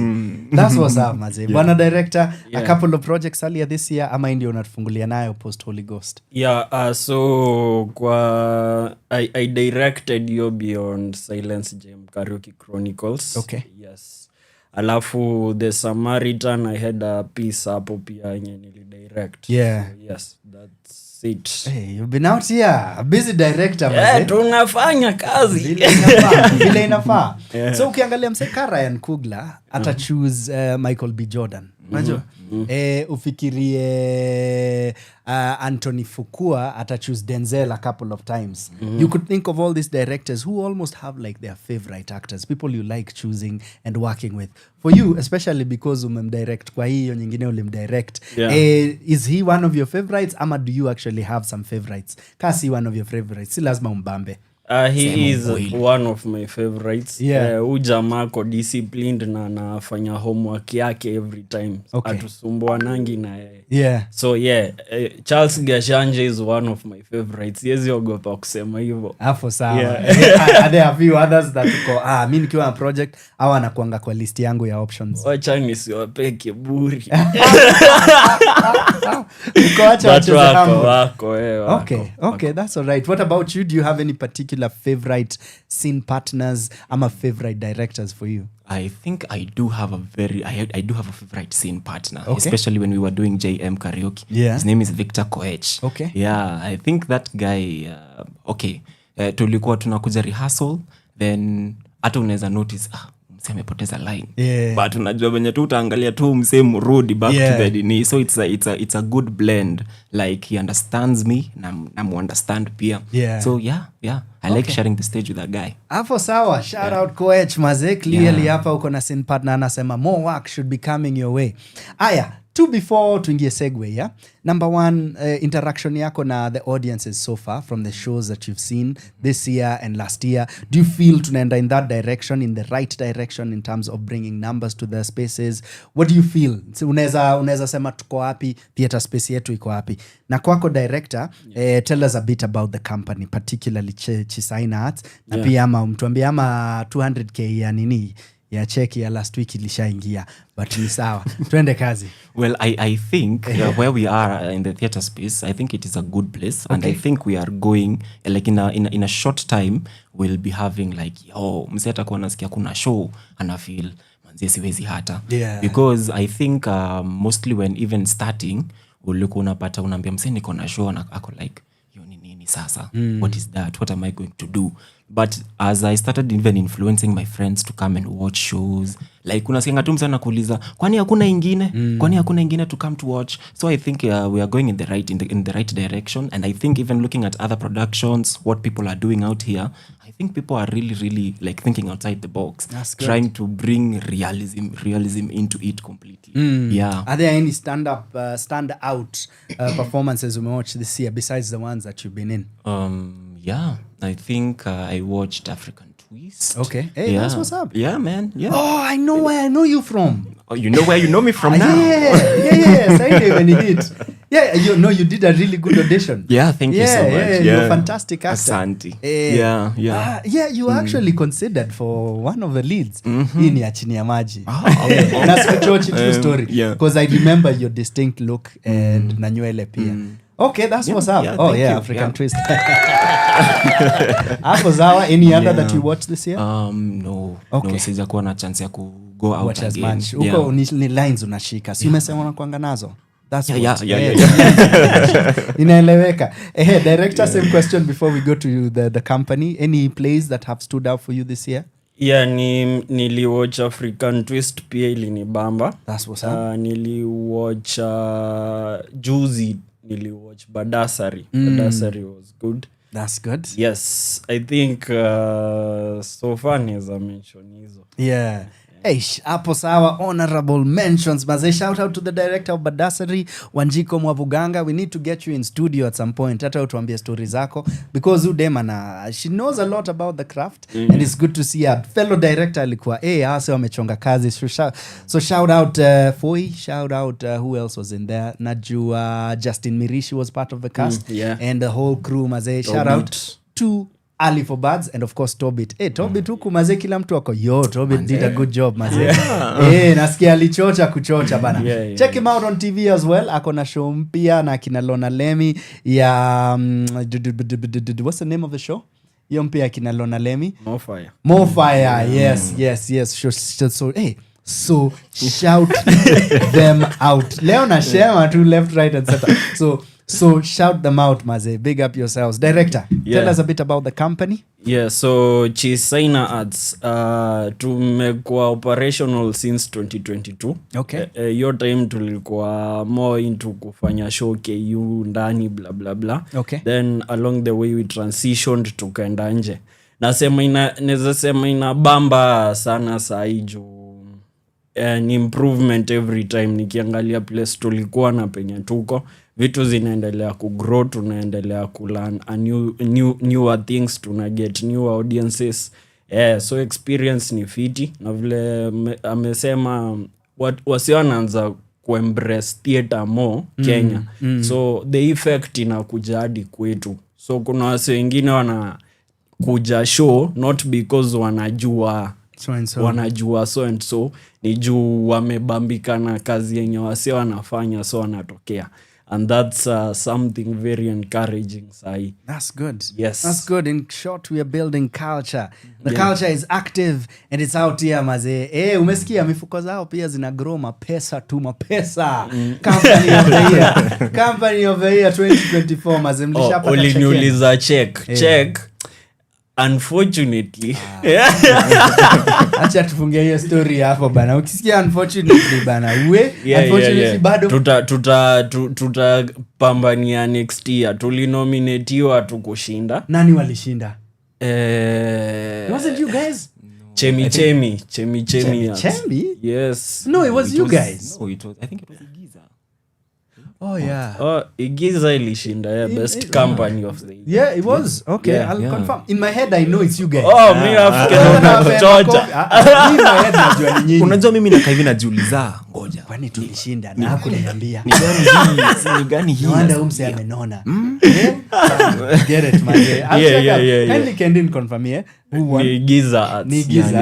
Okay, it's actually Igiza. Yes. Might be Igiza. Okay, shout them out, maze. Tuendelee shangwe na vigelegele. For now, mikono kwenye hewa. Ladies and gentlemen, in the next segment tutakuwa naongelea their show na kile wanamulika, particularly the system as is, tukikamsaidia education. These are fantastic guys and this is definitely a fantastic production that wame prepare for us. Let's go. Your kind of music, all day, all night, right here on your only station, Power Radio.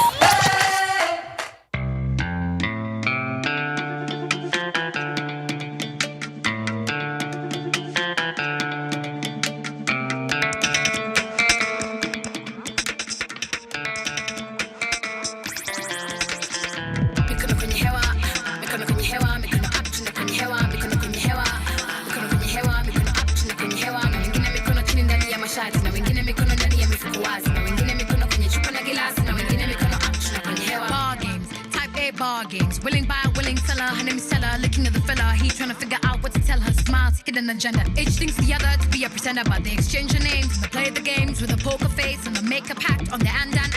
Now you're part of physical elevation. As my kwanza atoe physical motivation, like drinks, stay the conversation going and drinks, stay the party really flowing up and away. Suddenly it's a new day. Who knew a good listen to kill it away? He rolls to his side with a thought in his mind, cause the last thing he heard was the MC say, mikono kwenye hewa, mikono kwenye hewa, mikono up chini kwenye hewa, mikono kwenye hewa, mikono kwenye hewa, mikono up chini kwenye hewa, na wengine mikono chini ndani ya mashati, na wengine mikono ndani ya mifuko wazi, na wengine mikono kwenye chupa na gilasi, na wengine mikono up chini kwenye hewa, mikono kwenye hewa, mikono kwenye hewa, mikono up chini kwenye hewa, mikono kwenye hewa, mikono kwenye hewa, mikono up chini kwenye hewa, na wengine mikono chini ndani ya mashati, na wengine mikono ndani ya mifuko wazi, na wengine mikono kwenye chupa na gilasi, na wengine mikono up chini kwenye hewa. Marriage, type paper, games, willing bars, willing sellers, up tomorrow forever's much too long to be alone, placid and agenda. Too much history, too much ambiguity, a need for binding, social security, so they exchange your names with a pompous act, they make a pact. Now you're part of physical elevation. I see my kwanza at wear physical motivation. Like a house to get high in a family talking, cause a house is in a physical location. Up and away, suddenly it's a new day. She knew a good life was a name away. She bounced outside with a smile on her mind and bumps the song where the MC says, mikono kwenye hewa, mikono kwenye hewa, mikono up chini kwenye hewa, mikono kwenye hewa, mikono kwenye hewa, mikono up chini kwenye hewa, na wengine mikono chini ndani ya mashati, na wengine mikono ndani ya mifuko wazi, na wengine mikono kwenye chupa na gilasi, na wengine mikono up chini kwenye hewa, mikono kwenye hewa, mikono kwenye hewa, mikono up chini kwenye hewa, mikono kwenye hewa, mikono kwenye hewa, mikono up chini kwenye hewa, na wengine mikono chini ndani ya mashati, na wengine mikono ndani ya mifuko wazi, na wengine mikono kwenye chupa na gilasi, na wengine mikono up chini kwenye hewa, na wengine mnajidai, na wengine mmesota, mnakata, na wengine pengine mnachora, na wengine pengine mnaroga. Semeni.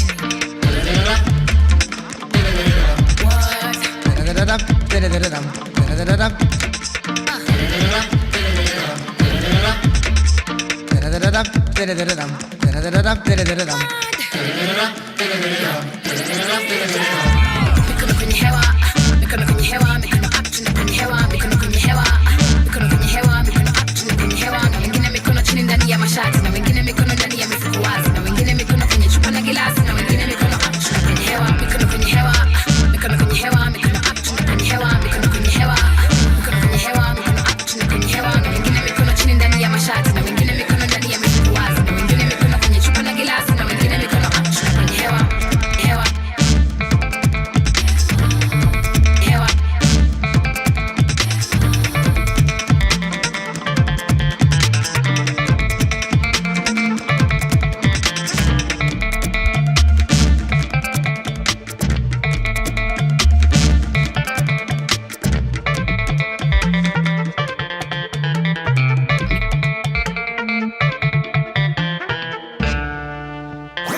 Your kind of music, all day, all night, right here on your only station, Power Radio.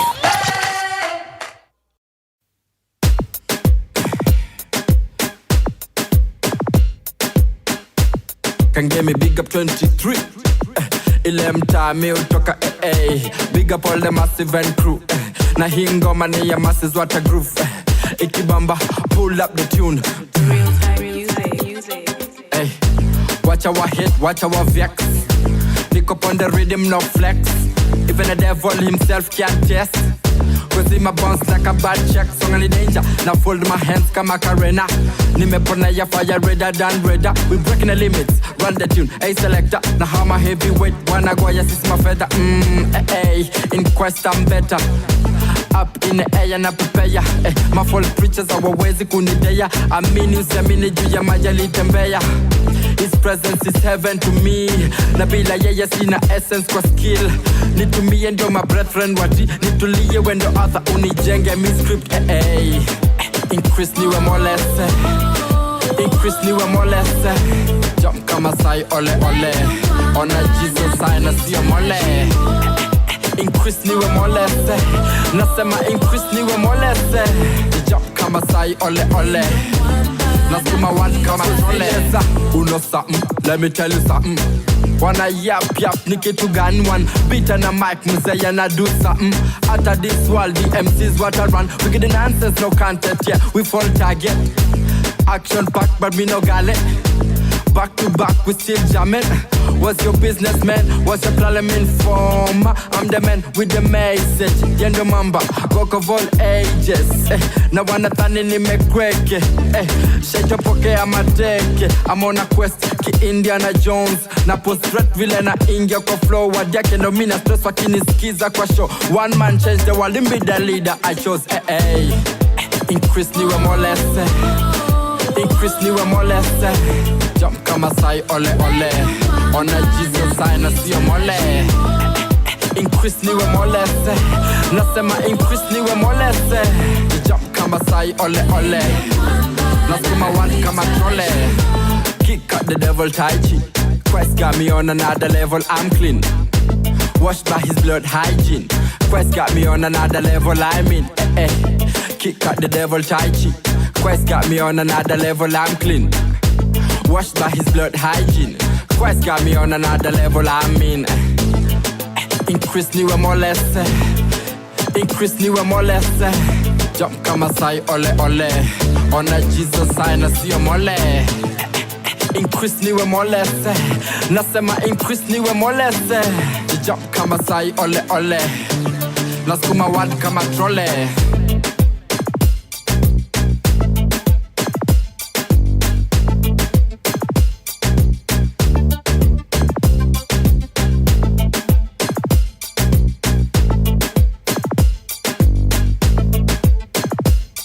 From sunrise to sunset, all day and night. Power Radio. Yeah, what happened to this guy, Maze? What happened to that boy?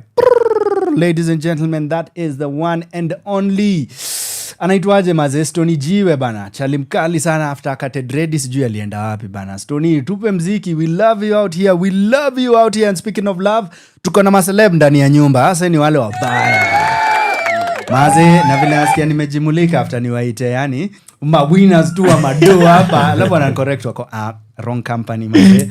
So big up Giza maze, tunawapenda pia. Mimi sikuwa na enjoy, I said honestly I thought it was their year, but guess what, yeah, ina come, hopefully it's this year, sindio? Yeah. That's what's up bana. Aya, tuingie kwa history yetu ya sahi.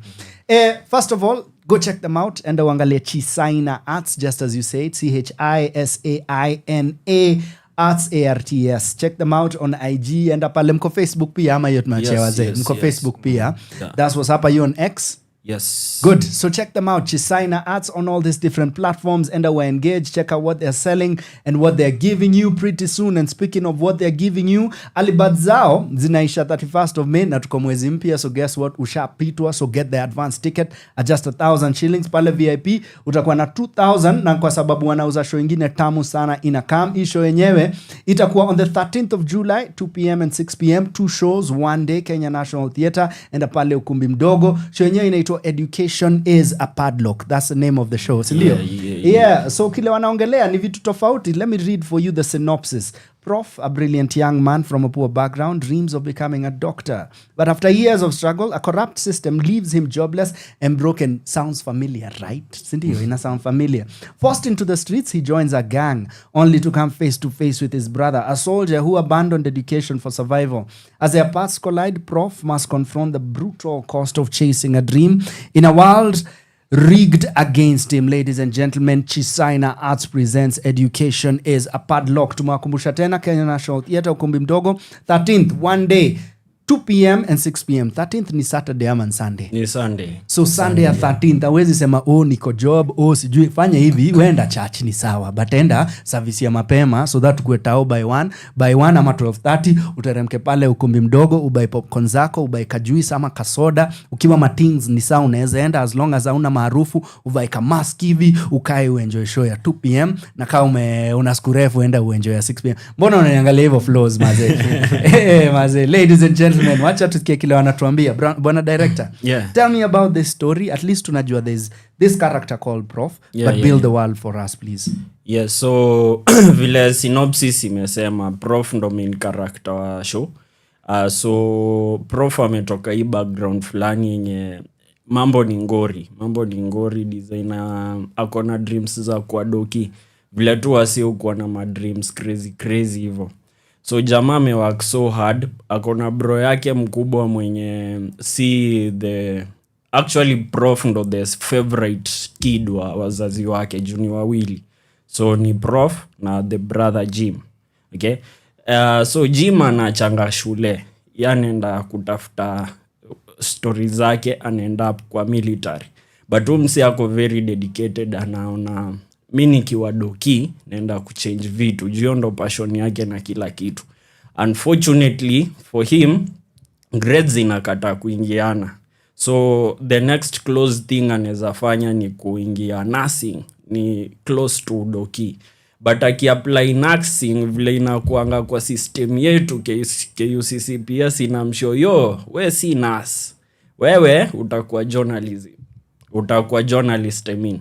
So msee ana flow na kitu amepewa, anaanza kufanya journalism, but si passion yake. So kuna vitu wazingiani hapa na pale, na ni msee mwenye amefix mind yake ni hii path ndo mimi nataka kuenda. So juu hiyo path imekata kuingiana, vitu haziendi sawa kwa mind yake. So inamuaffect hivyo. But ni mtu anajua kukula mbuku, anakula mbuku vizuri, so anapass. But kuhandle hizi vitu ni different, ni kitu different. So akienda kwa job market inamkataa juu ya vitu mingi. Kuna stories za corruption, juu anafaa lipie dondo dungwe kazi, ye ni mtu hana hizo do. Kuna sasa stories za qualification, ya mwenyewe ameivia, anajua theory but practically hayuko fiti. So mambo inamkataa, naingia kwa mangori mob. So imefika place yenye ako desperate kabisa, najua mimi nataka sasa anything for survival. ndo hapo anapatana na wasi alikutananga nao kampo. Ni wale wasi anawachorea tu, but wanamwambia yo si tuko na form tunaweza kupatia wera. Hapo ndo anajipata kwa gang. Na kijipata kwa hii gang wanapatana face to face na bro yake mahali. The rest is history. Sindio? Yeah. The plot thickens, maze. You've got to be there to know what happens, maze. In a feel very male centric. Kuna female characters in there? Yes. Good. Kuna female characters. Yeah. His story is all good. My brother, tell me about your role and everyone else in the cast. Right. So I play the role of Robert. Yeah. Robert is actually the father of the 2 boys. Okay. And it's stemming from a place where, from coming up to from this other generation, and now there's another generation, and this other generation believes that you have to go through school and you have to be good. If you are good, you will succeed. And when you come and tell your parent, like for example, when unasikianga wasanii wengi wakisema mimi nataka kuwa msanii, and then they're like, what is that? You see? And so the parents are like, what are you trying to say? They follow the system, you follow the system, this will work for you. And then there's a rift because prof is the favorite son, and this other son drops out of school and asema mimi nataka kufanya hii ndiko kwa roho yangu. And the parents, they're like, what are you saying? What are you saying? So the father, Robert, he just sees like this guy is wasting his efforts because he's working very hard to sustain the family, working very hard to send them to school, and from his point of view, this guy is a failure because he's not following the status quo. And when you now try to look at it on that perspective, he has all the rights to say like, this guy is a failure because I've given you everything. I've given you everything that a parent could give a child. So what are the returns? And deep down there are those guys anasemanga, wewe enda usome, you look after me. Yeah, of course. When investment yangu. Exactly. Yeah. Oh, look at that, Maze. Then that gives it a lot of heart in there because clearly tunaona the desires of a father, but also kuna the dreams of a child. Exactly. Na pia hii rift ina sort of come even within the family unit, bana. Okay, it's getting deeper by the moment, bana. Bwana director. Yes. Let's talk about your personal life. Do you think wewe ulipitia hii story? Ama yako ni story opposite? Wewe ulifanya kile ulikuwa unataka and yes, I think nilipitia hiyo story. Yangu si as bad as ya gym. What you guys are sharing. But mi mzazi, siseme wazazi, mzazi wangu, or my father specifically, for the longest time ametakanga ni kuwe lawyer. Nilikuwa nataka kuwa msanii. So naona hadi saa hii ni kitu bado hajakubaliana nayo. Oh, look at that. And you did performing arts at KU? Yes, I did theater arts and film. Look at that, maze. Mzazi yako hizi ndio gani? Kijana ulipita. Ulipita. Chukua hii ni enda ufanye law. Maze. Like, yes. Okay. Yeah, it's yours? I think a little bit. Okay. Because for me, I was actually called to do sales. But mimi ni ule mse mwenye hata nilikuwa naitwa marafiki wa mama yangu wa chama. Wako like, manzi, sikiza tu. Manzi, wewe hiyo kitu unataka, hatukukatazi ufanye. Lakini look for something that is sustainable. Like unajua ukiwa na I was called up for sales and marketing. So if you have this diploma with you, you just have your work. And then hizo vitu zingine unataka. There was a time my mom almost made me cry. She was talking and then she said, like, unaona sasa kama huyo kija. Okay, she didn't mean it badly. My mom is my biggest fan. My mom is my biggest fan. She didn't mean this badly, but I think she was angry because it was a point of confrontation we had with her.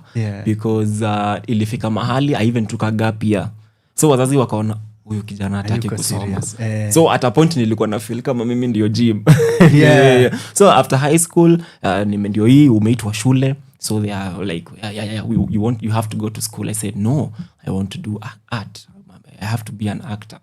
mimi hata nilikuwa nimeapply shule za nje naambia hata ndio hii ya kuact ya nimeitwa so my mom just said hizo vitu ni sarakasi. I felt really bad.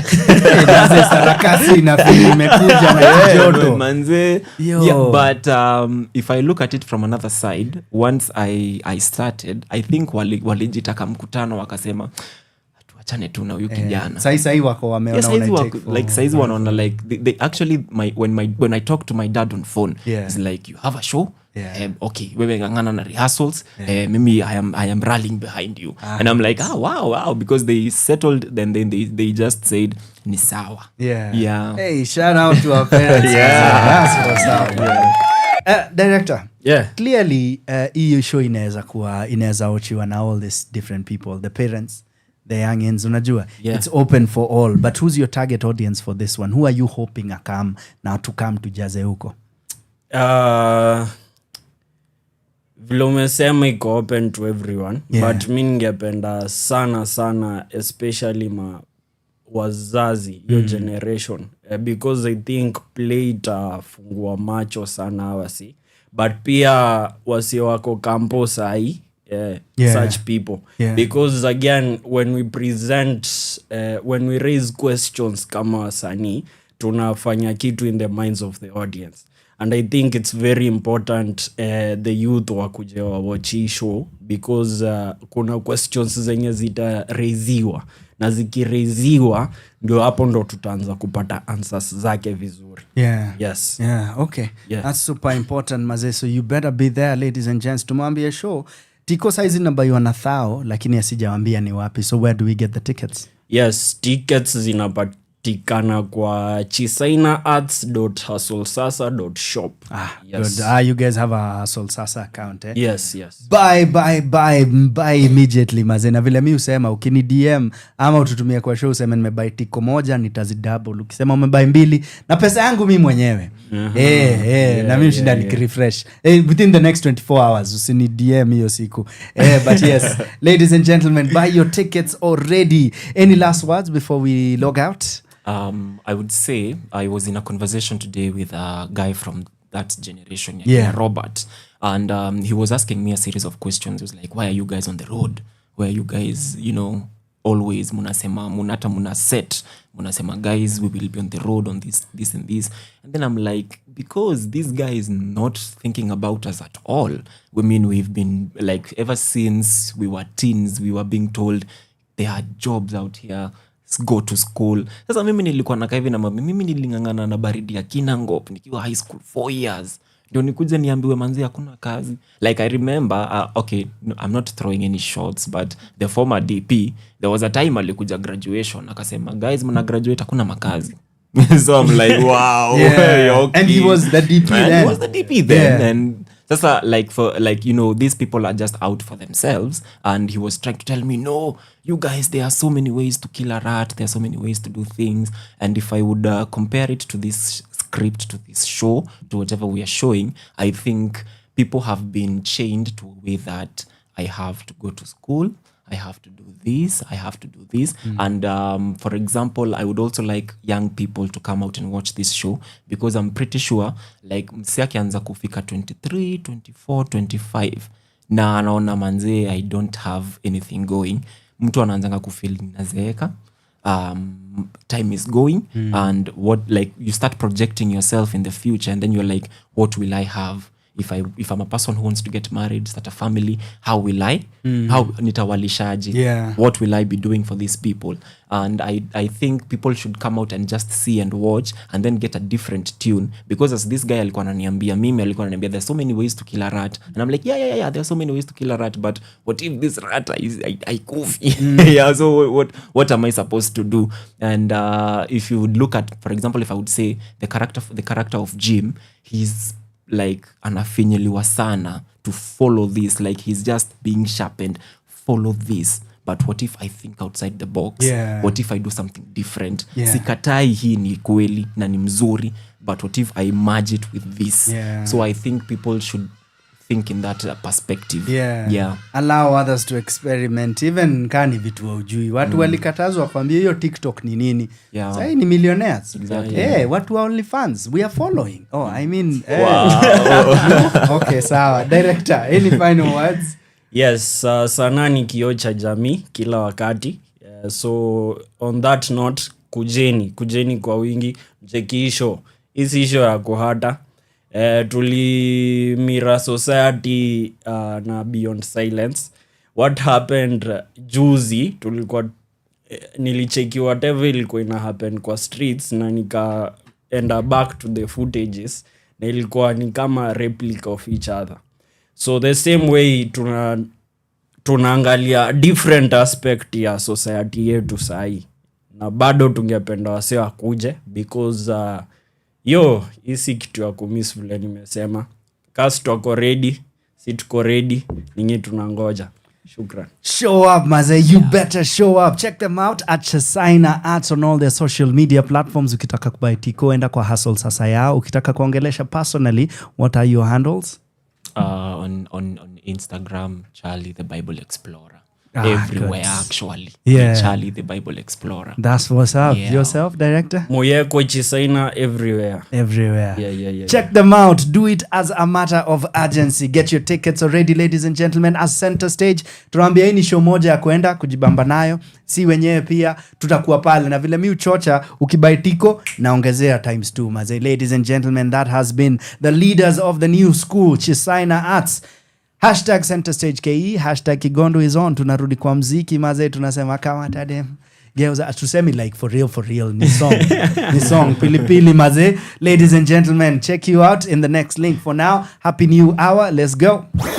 Your kind of music all day, all night, right here on your only station, Power Radio.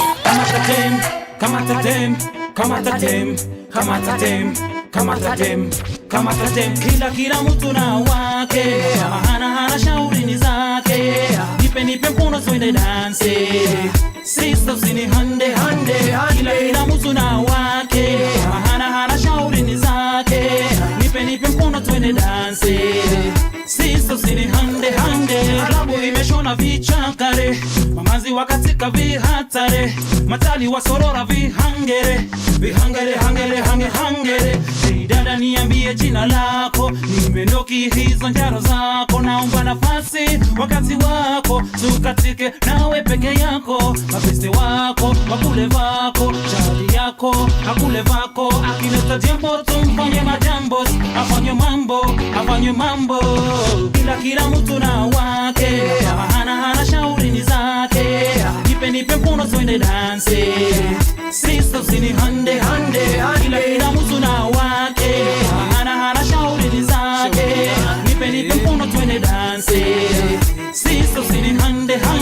Mkono zangu zinaniwasha na shindo tashika manzi mgani hapa ndani. Nikiona unamtaka, nikiangalia wa kwanza na mwacha. Leo wako wengi kushinda matali, kwa lazima nitoke na kane. Huku nikwadanganya kuna ule nampenda kushinda mwingine. Nipelekeni basi kwa dance floor nikazitoke. Na leo utakatika sana, kwa hivyo kafoni yako po isipotee. Chupa ifunike vizuri mtu asikozole. Haya, ni club ni aja mpaka DJ kuna wake. Batenda naye ampotea kitu katu hours. Sio ameenda wapi, labda piko mahali ana. Kamata din. Kila mtu na wake, hana shauri ni zake. Nipe mkono twende dance. Sisters ni hande. Kila mtu na wake, hana shauri ni zake. Nipe mkono twende dance. Sisters ni hande. Achali yangu bana, sikuona mtoto wako, siangalie wangu hivyo. Hapa ni nomo kikamba unaweza rushwa, kwa hivyo mshughulikie vilivyo. Kani bia nataka mnunulie, kani toti mbili anataka mchukulie. Haja gani kubania ganji, na mkudike jana atakupatia bila maswali. Vaki yote mtajaribu hata ikiwa ngumu design gani. Wewe mfurahishe kesho kuringe kwa beste zake. Na ule msupa zegu siweke mchinjie kiupande. Na ipande ingine tia bidii hasa uchali yake. Ukifanya hivyo utaona kila siku vile utakuwa kamata dem, geuza dem. Kila mtu na wake, hana shauri ni zake. Nipe nipe mkono twende dance. Sisters ni hande hande, kila mtu na wake, hana shauri ni zake. Nipe mkono twende dance. Sisters ni hande hande, kila mtu na wake, hana shauri ni zake. Nipe mkono twende dance. Sisters ni hande hande, kila mtu na wake, hana shauri ni zake. Nipe mkono twende dance. Sisters ni hande hande, hande hande hande hande hande hande hande hande hande hande hande hande. Sisters ni hande hande, hande hande hande hande hande hande hande hande hande hande hande hande. Sisters ni hande hande, sisters ni hande, sisters ni hande, sisters ni hande hande, sisters ni hande. Your kind of music, all day, all night, right here on your only station, Power Radio.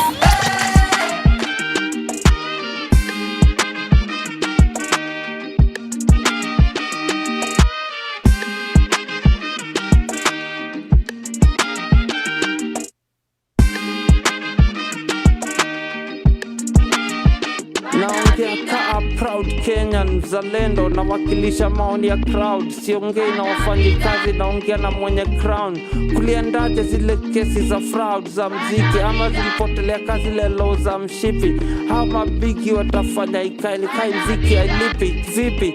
Ama au tukumbuka tu siku za campaign, promise runner experiences za pain. Sitakuficha nitakuambia tu peupe plain, microphone karatasi na pen, na time nyingi sana ya concentrate na create. Ni talent inafaa kupay na kulipa rent.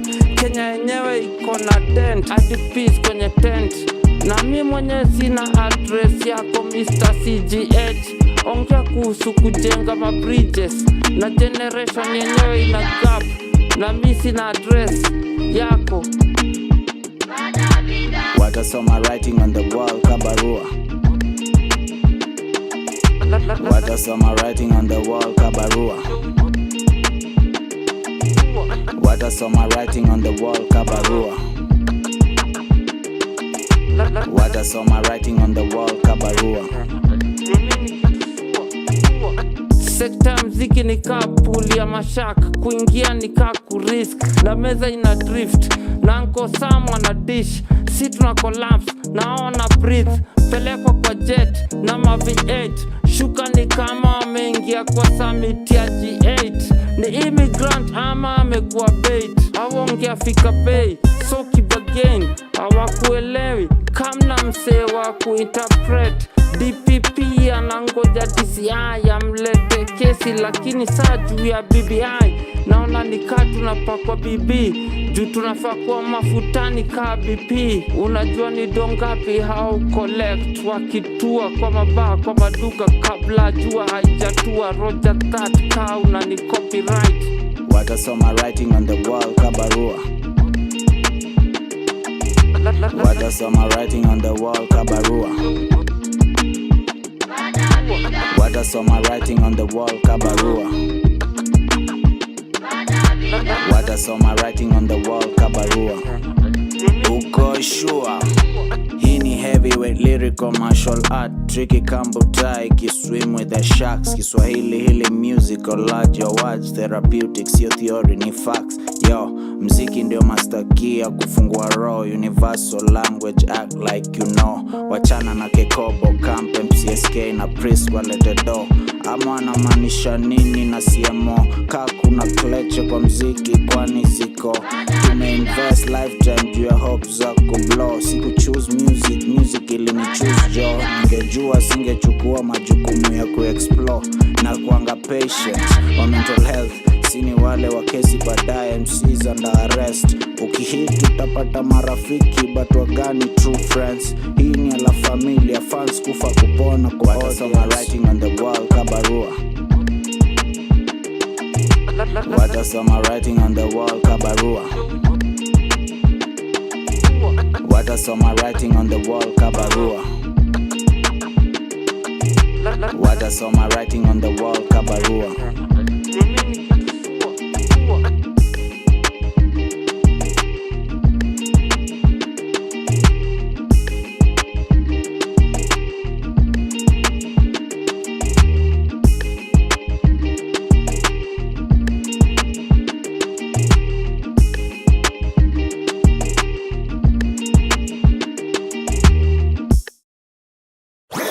Your kind of music, all day, all night, right here on your only station, Power Radio.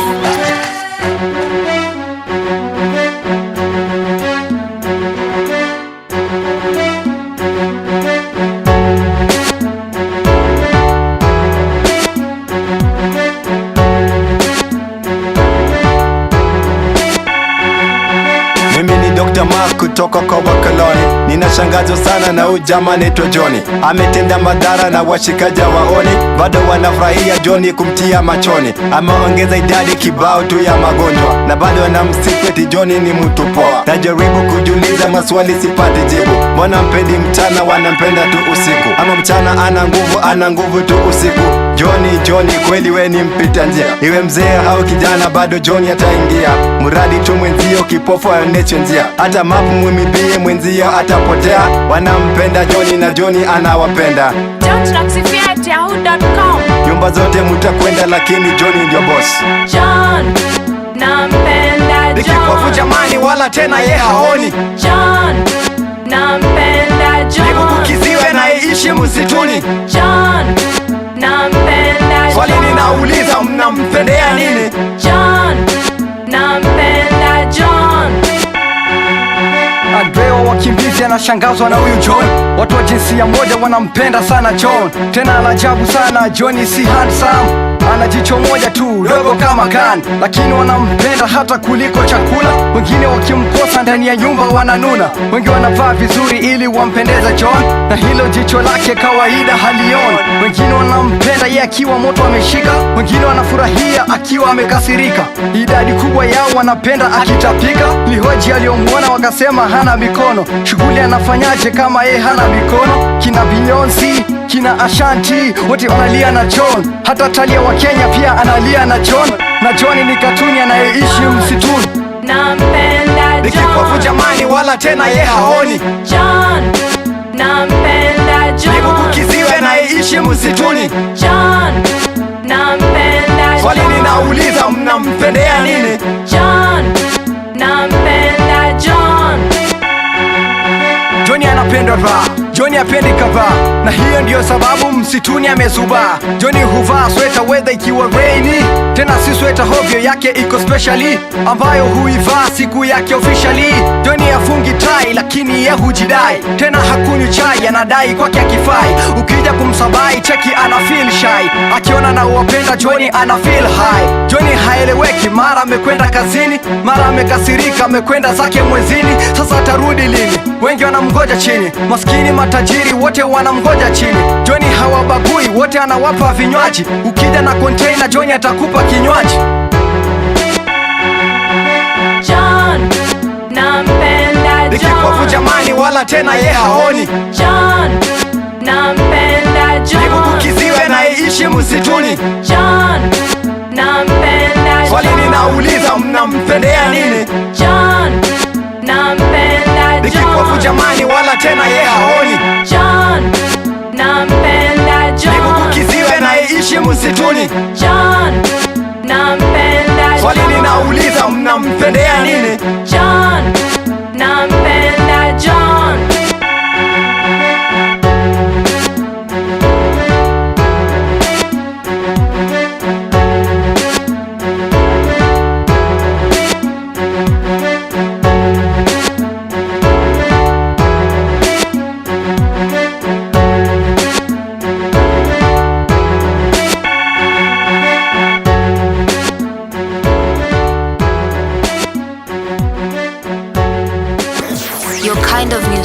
All day, all night, right here on your only station, Power Radio.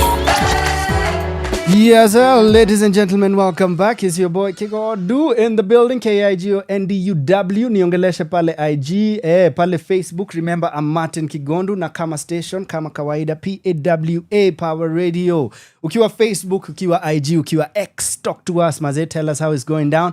And as a show, kama kawaida, at Center Stage _ ni Center Stage KE _ hashtag kama kawaida, hashtag Kigondu is on, hashtag center stage KA, hashtag Power Radio. Ladies and gentlemen, we have celebrities in the building. Nasema celebrities kwa sababu ni wengi, lakini kuna wengine wanasema hataki kuwa mbele ya kamera ama hataki kuwa mbele ya microphone, but let them watch this space. Unajua?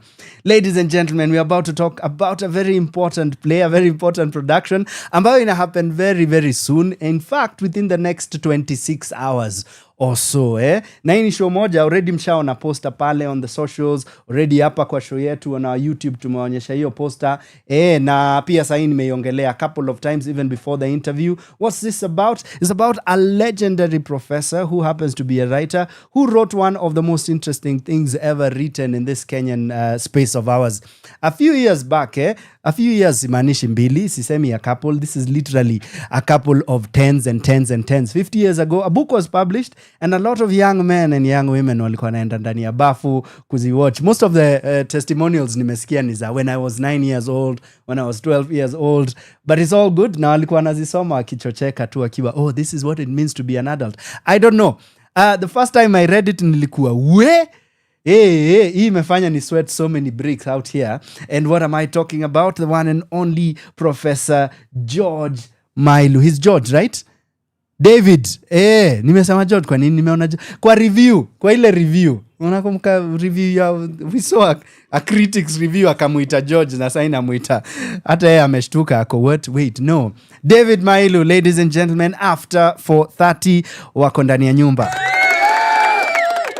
Na nikiongelea wako namaanisha one of the producers, that is Tracy ambaye amejificha kwa kona, but pia we have someone in front of the mic, someone I truly admire, an elder of mine, a big brother of mine, na amekuwa na mimi for many, many years, and this is the second project we are doing together in a very long time. So ladies and gentlemen, help me welcome the very great Njache. From sunrise, sunrise to sun, your kind of music, sunrise to sun, all night, right here on your only station, Power Radio. Ladies and gentlemen, I give you the one and only Njache. Maze wamekupigia makofi hadi wakafanya ni confuse. Welcome, sir. Asante. Good to have you in the studio. Oh, and I'm glad to be here. Maze, do you know, the song I played right before we started, ilikuwa Wakimbizi, John. Yeah? And back in the day, John ilikuwa inajulikana to be a very dirty and nasty song, yeah? Naughty, yeah? Yes. And it got super popular. Very. Yeah? And then every generation thinks, sisi ndio tumeharibu zaidi. Because Kasai, we just played Kudade in the previous hour. And a lot of people are like, hey, Kudade is a nasty song, yeah? Yes. No one ever thought this would be the same in literature as well. Yeah, and I think it's an interesting segue because this particular production, this particular book that we are focusing on is also known to be quote-unquote extreme in some ways, yeah? Talk about that. What has been known about this even before we even talk about you and your story after 4:30? Okay, after 4:30, like you said, it was read and people heed when they are reading it. Nobody wanted to be known that they are with the after 4:30. When I read it, I was a teenager. Okay. Of course, the copy that I got, I can't remember exactly where I got it from, did not have the front page. So if I was reading it, you would not know that it is the book that I'm reading.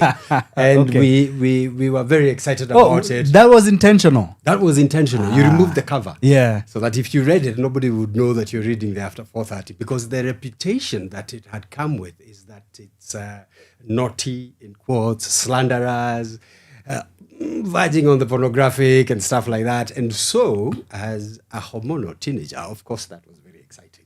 So I was like, let me see what this book is all about. And when the copy I had, of course, you could see that the places that were slanderers were folded over and over and over.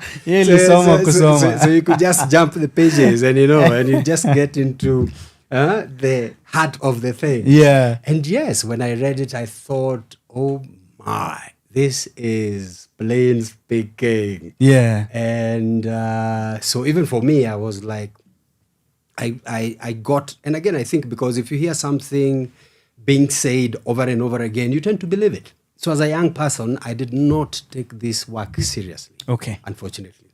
I read it, and I read it because it was scandalous, and of course the opinion in the literal circles and everything like that is that book is not literature. That's what most people say. Yeah. So now move to now. I read it again, and I'm wondering what was scandalous about this. And then I read it the second time and the third time, and I'm like, wow, this is actually a work of art. Because for me, I believe any work that speaks true to the human condition, that qualifies to be art. And for me, that book qualifies to be art. I think it's a good work of literature. It is plainly spoken. And even the plainly spoken parts, what we would call scandalous parts, are not as many. In fact, they are in touching. It's a woman screaming, women screaming, men, and they speak it as they see it. There's no, and the gloves are off, and they're not trying to tell us in polite terms, don't do this to me. They're telling us, don't touch me here, but they're not saying here. They're saying the word. Yeah. And when they say the word, everybody took that Milo was being petty, maybe, or scandalous, maybe, or that he was just writing for, But also, I find in the book a lot of poetry. I find varying styles. So you cannot take it and say that this book is just this style of writing. It has, in some parts of it, there's a call and answer, very, very much like traditional African oral literature. In some parts of it, it's written in verse. So you have stanzas of people, just laying out their thoughts. And in some places, is a character is speaking for 2 or 3 pages, laying it out, and the answer comes pages later. Yeah. And what I also like is the beauty of the language. I mean, there's some of the things that he wrote resonated very well with me, and for me, I thought, wow, this is literature, and so that's where we are. And so when I was tasked with adapting it into a play, I found it both very easy because there was a lot of material I could pick from, but very difficult deciding which material to keep and which material to take out. Because like I said, there's a way you can read it and it's a woman screaming. And again, for a show, you don't want people coming out of there feeling beaten. But in it, there's also humor. There's humor in it. There's a very... And also you have the trajectory of the characters very well hidden in the prose and in the verse and everything like that. And I think for me, to adopt it, that is what I was looking for. How do I make it a cohesive whole? Yeah. Make this all this writing make sense. Yeah. More or less. Yes. Oh, I love that. I love that journey from, say, the first time you interacted with it to the most recent interaction with it. Yes. This is when you're now adapting it for stage. So what happens next once you know you have the script? Are you thinking where to stage it? Are you thinking who you're working with? So that we end up with this production. What happens next? Okay. So the first draft, second draft, and I kind of knew who I would want. May I reveal? Go for it. Yeah. And there's a character I saw there, and his name is Nicholas with a K. Yeah. And I thought, Martin, Kigondu. Yeah. Who is giving tabia mbaya. Yes, he can hack. And it reminded me of the one-man show you did. And I was like, he went on stage and he laid it out as a man. And so I was like, this is a complex man and he needs to be very loving in one section and very hateful in the other. So I was thinking Martin can stretch, right? And then now for Emily, at the same time, I looked at a few actresses who could actually be able to hack it. And I had a list. And the one that I fell upon was Nice Gidenji. And she has been awesome, electric, just like you have been. Then I needed someone to play the long-suffering wife. And you know, again, also Martin, in casting, also looks do matter. Yeah. Yeah. So those are some of the consideration you put into place. You have to look at someone, see how they look, how they hold themselves, and then, you know, as an actor, can they be able not only to bring the truth but also to be seen as the part. Yeah. And so for that one, we ended up with Karimi, another electrifying, a very good actress, and she did she's been doing some amazing work. And then we were looking for a young girl. You are Paramo, Yeah. speak. Yeah.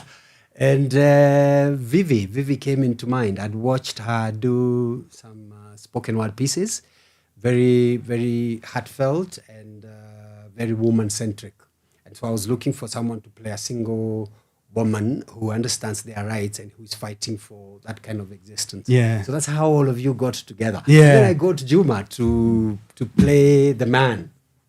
Of course, I'd seen him on TV. Yeah. And I liked his stature, and he is so unfortunate that he plays all the bad things that men are. Yeah. But he's taken it out, and he's been willing to try it, and it's not an easy thing to do. You know, to be the hateful piece of a work. Yeah. So he's the serial antagonist in the whole play. Through and through. By the time the production is done, hakuna mtu amsalimia. I may take personally. And he has no revival. He has no comeback. So I said, anyway, it's Milo who wrote it, and that is how he saw it. But he still comes out as a three-dimensional character. Yeah. He's not only just one-sided, even in the many male characters that he does. No, he's a fantastic actor, maze. As quite a cast, eh? And ukiangalia the generation in this cast, kuna like at least kuna the grouping of the what's the wife Yes, ni yeah, Karemi. yeah, Karemi. So kuna generation ya Karemi, then kuna generation ya Nice Kidenji, Martin Kigondu, alafu sasa kuna Vivi and Dedan, yeah? So speaking of these generations, I'm sure especially you having been here for quite a while, which is a huge compliment. Unajua kwa usanii, hata mtu akikaa miaka 5 uko well done. You've been here for quite a while. Maybe too long. Well, I don't know about too long, because we are still very glad you're around with us, na unachapa kazi. What would you say is the biggest shift you've seen over the years, particularly with the theater industry? And what do you think of where we are as an industry right now? Okay. Wow, that's a loaded question. Yeah. That's a very loaded question. Well, the thing is, when I made the choice to get into theater, into the arts, there was no money whatsoever. And I remember walking out of a job that had a salary, and not a bad salary, and deciding that I'm going to be an actor. And my family thought, you must be crazy. And I think I must have been. Now, in retrospect, when I think about it. Because you were probably right. And I went into it because, as usual, people tell you, follow your passion. Without knowing, passion doesn't pay rent. Anyway, that's a story for another day. So, and the landscape was very competitive. And you went for, what shall I say? You went for auditions, and maybe sometimes you got picked. And of course, we started low down there. I remember my first show at the Phoenix. After I'd done auditions, I think, and not being called to do a show there for almost 2 years. I was basically a spear carrier. So in a Shakespeare. And there was a way that then you grew. And the directors we had then had a way of getting we as the young people, and then we grew to the parts. And we had like there was progression. Yeah. So even for me now, even when I cast, I try to put that kind of progression. So I want to put a few old hands, people who have been in the industry, they understand the art, they understand the discipline that comes with it. And then you bring in 1 or 2 people, because then they can learn from these ones. And then later, these ones will be at this place and like that and like that and like that. As an industry, I think there are some maybe better opportunities now, better than it was. You have to remember also we had censorship. We had to take our plays to Nyayo House.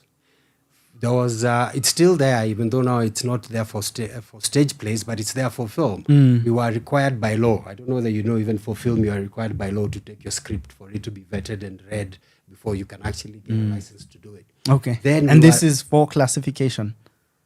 Yeah, sorry? This is the vetting is for classification. No, it wasn't for classification. No, okay. Censorship. Actually, So the it's for classification control. board, Yeah. the only word they changed is censorship to classification. Yeah. And we had shows that, I remember there was one, the Cockroach Dance by Dario 4, which was shut down, the police, at the National Theatre. So the space at least has opened.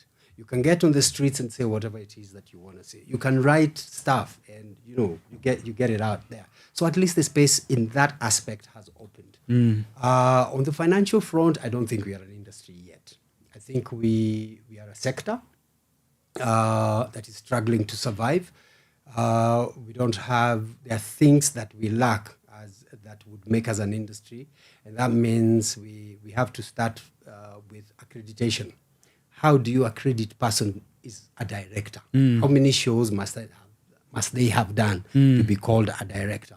Does someone who just came from campus become a director because they have a degree in theatre arts, or does it take so long for this person to become a director? Martin Kigondu, who's been acting for over 10 years, do you pay him the same as someone who is so popular on TikTok? Yeah. Those are the imbalances that we are having. Because abroad, let's say the West End or the East End in the UK or Broadway in New York and all that, there is almost a grading system. You get. Yeah. And you find that before you can become a star of a show, whether it's a musical, whether it's a drama, whether it's a comedy or anything like that,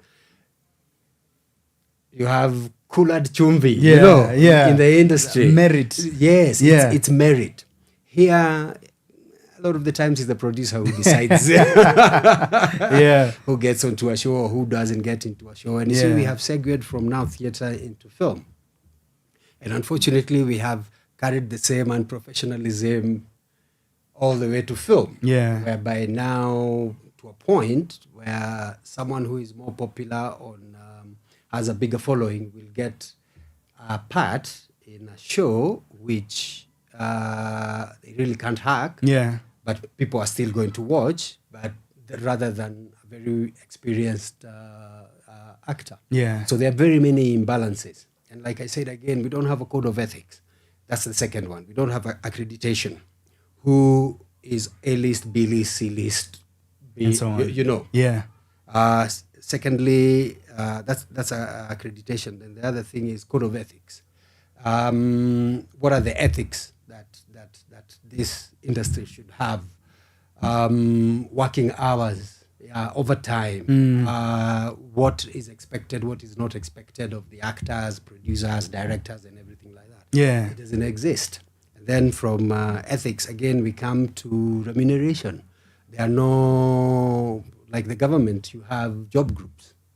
In our sector, we don't have job groups. Yeah. In as much as it's so fluid, you can, and I'm sure this maybe has happened to you. You can do an ad and get paid $1 million, and you can do an ad, same whatever, and get paid 20,000.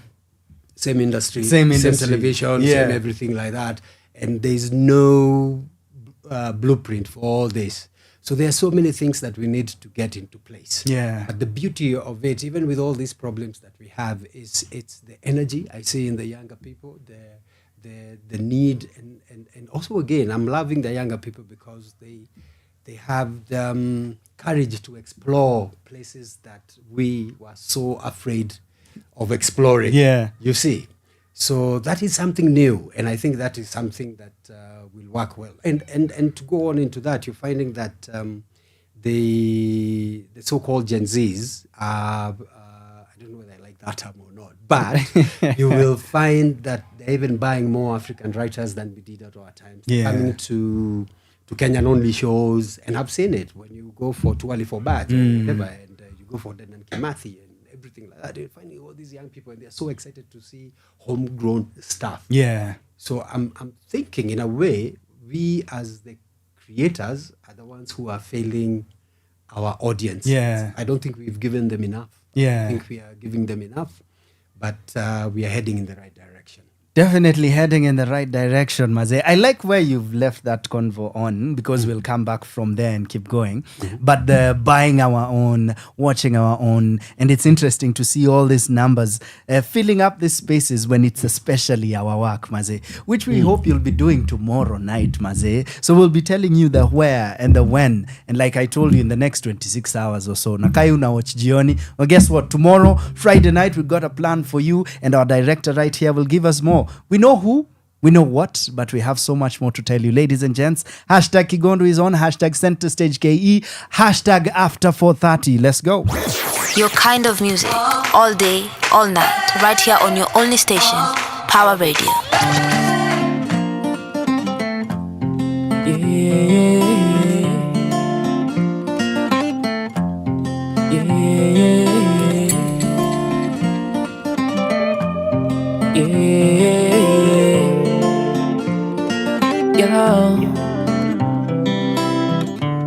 So tell me, what can I say? I know you're moving on, but I still want you to stay. And if it's not right now, then it's not today. But the truth is, everybody goes away. So is it real? Is it really real? Tell me if it's real. I feel every moment like the scars don't heal. If I stand right here, let the time stand still. You can't turn time, don't worry, I will, I can't lie. Try to jump, but I can't fly. Everything's gonna change, trust me, I don't know why. I can never let you go if you beg me to try. You know I'ma see you later, so it's never goodbye. I can't hide, all the memories I have can't die. Don't go, I don't think I'll ever be the same guy. Won't cry when you leave, cause I still believe I will see you again if it's for the last time.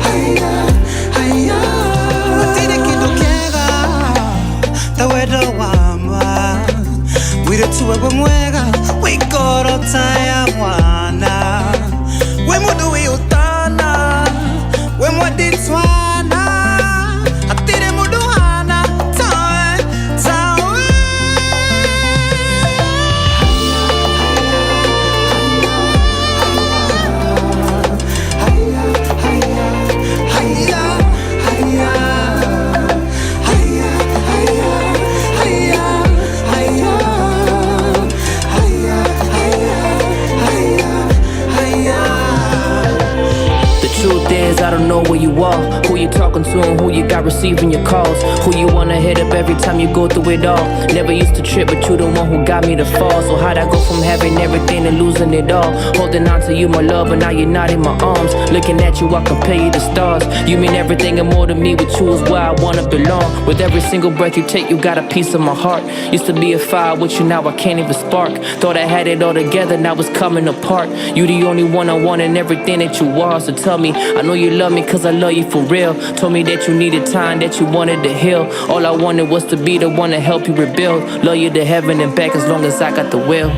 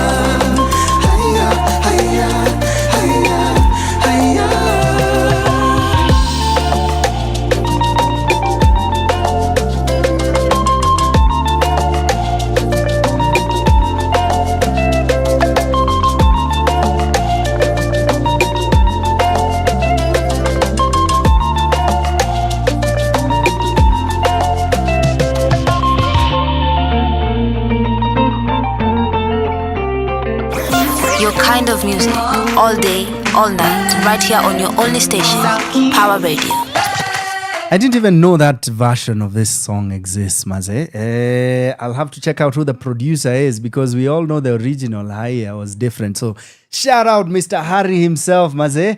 Still seeing you out here singing and doing live performances.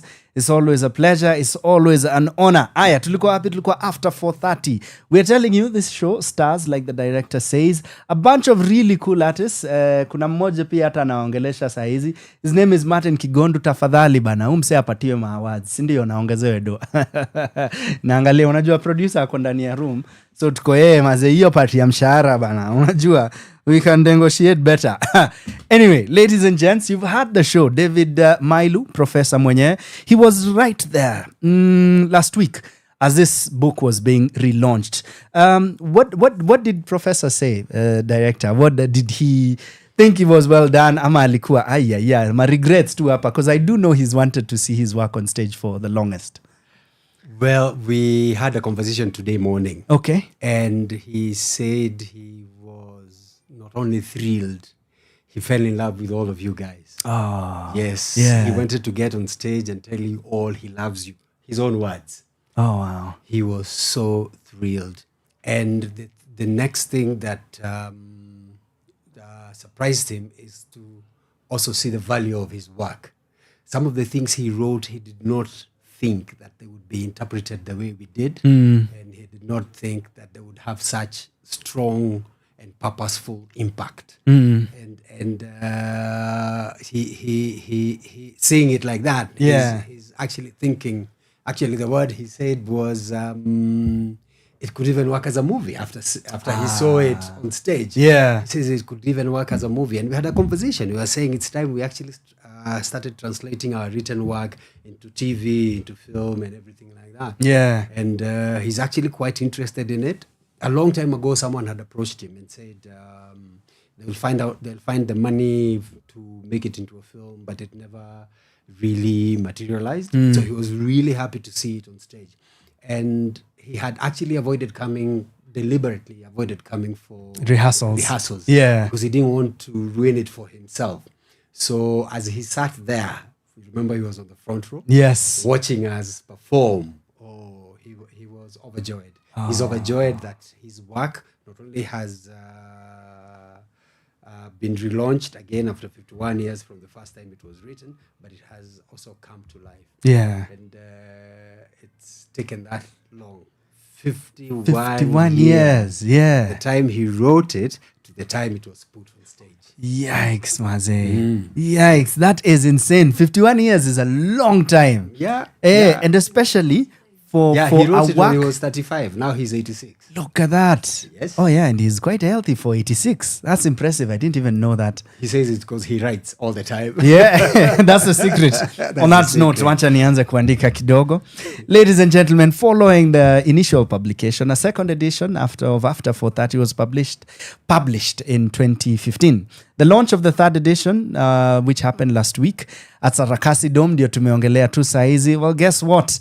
Tomorrow evening, Nice Githenji, Kigondu Martin, Karimi Njagi, Dedan Juma, and Vivian watakuwa na kuonyesha after 4:30, directed by Mwaniki Njache, na itakuwa pale Luiliki at 7 p.m. Vile tu nimewashow, ukiweza kuingia tao by 6 uanze kuteremka hivyo. If you're leaving work by 6 already, start heading that way. Ndio situambie niko hapa kwa jam na kam, because it starts punctually at 7 p.m. and it's going to be a fantastic time.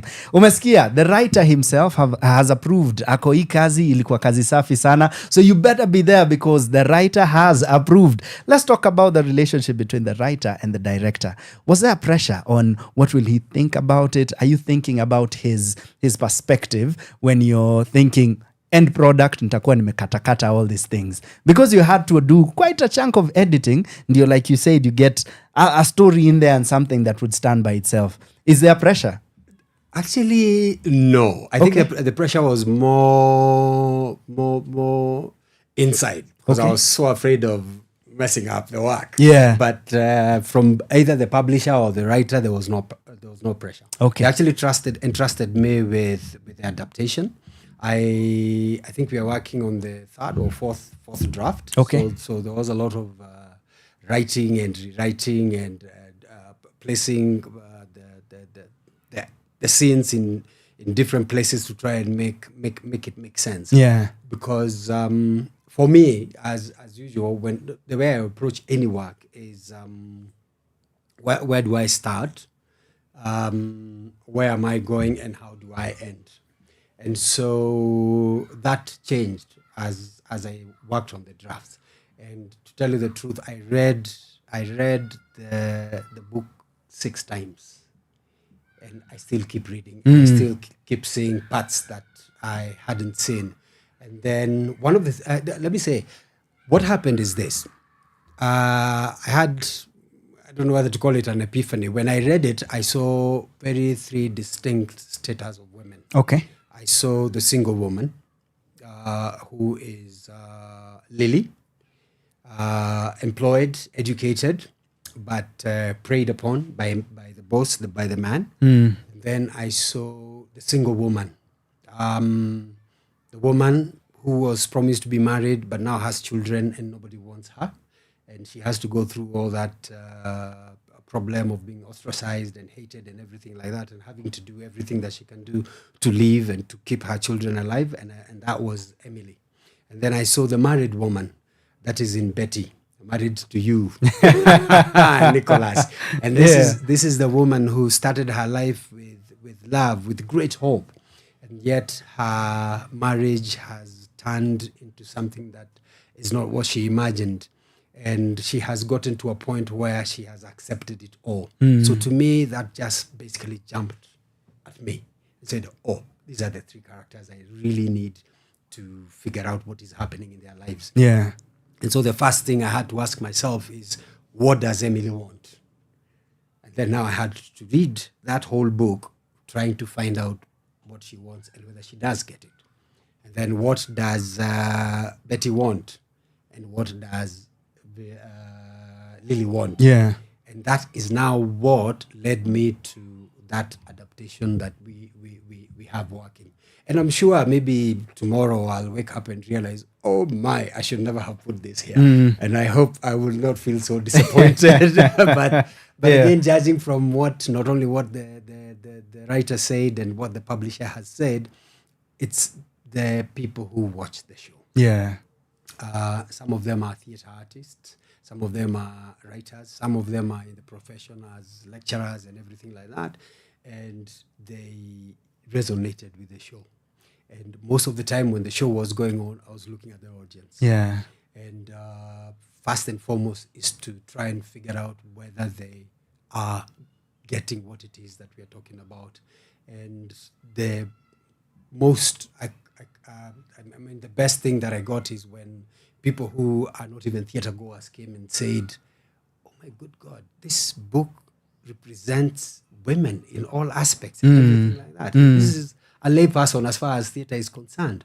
And they're telling you about the struggles of Lily. They're telling you about the struggles of Emily. And they're telling you, and of course, they're vilifying you and saying, hey, that Nicholas guy, it was nice, lakini. Yeah. He made us laugh, but yeah. So there was that. So there was no pressure. In fact, the pressure was more internal. It was more internal because I didn't want to fail the writer. Yeah. Publisher, in my actors, in the public, to whom much is given, clearly. Yes, nakwambia your weight mzito, lakini tunaibeba. Heavy is the head, mazee. No, you did fantastic. It's always an honor to work with you. Tume work together. This is now almost 12-13 years later. That is true. Mazee, asante sana kwa kazi. Nitie, mi keep time. Ni ukweli. Mi keep time. It's a juggling. Mi keep time. Very professional. Sitasema chochote. Usiseme chochote. Ladies and gentlemen, you heard it here. directly from the director himself and the words of the professor himself. Na atuambia kazi iko tayari, the cast is ready, and tomorrow night at Louis Leakey the show is going down, starring the award-winning Nice Githenji Maze. Give this woman as many awards as possible, give this director, in fact nishawapatia award yao kushinda, yeah. Adaptation of the year, because I also think it's a fantastic adaptation Maze. So KTS, sinajua mko ndani kesho, please come give this man his credit already. Kenya shillings 1,500 peke yake, available at hustlesasa.com. Go check them out Maze. Like we said, After 4:30, written by the legendary David G. Milo. Tracy, una kitu ya kusema? Unasema nini Tracy? Hey, the ticket comes with the book. So this is what we are. Hey, ini exclusive, eh? Hey, exclusive. Get your ticket, and guess what? You'll not only watch a show, but you'll get a book, Maze. Hudi tuliambiwa season tafadhali. Hiyo ni match ya if you're watching, I'm sure you're seeing the director himself in a really dope hoodie, courtesy of the producers. Mvua Press, Maze. Check them out and every other work that they are doing. Otherwise, ladies and gentlemen, from myself, a part of the cast but also a host of this show, nasema hii ni kazi moto sana Maze. Come check it out. It is important, it is fantastic, and most of all, it is urgent. Nick Njache, Mwaniki Njache, any final words? Don't miss it. Kujeni Maze. Yeah. Isho ni poa, isho ni fiti, na pia I think there's a lot that we can learn from this show. Yeah. All of us. And it doesn't matter what age you are at, whether you've never had a relationship, you're thinking of starting a relationship, whether you're in a relationship, whether you're in a marriage, you'll find something that will resonate with you. Yeah. You'll find truth on our stage. I love that, Maze. Find truth. I really love that. In short, come see yourselves. Come see yourselves, Maze. The actors mmesikia mambo mbaya sana. Ladies and gentlemen, hashtag see you at the theaters, hashtag Center Stage KE, but most importantly, After 4:30. Tuonane Louis Leakey. Tomorrow night, 6 p.m. Ndio unaanza kufika. Ndio buy tickets. Buy popcorn. Kaa itakuwa tutaangaliana. Ni sawa. Ladies and gentlemen, see you tomorrow. Like I always say, buy a ticket, I'll buy 2. If you buy a ticket, I'll double it.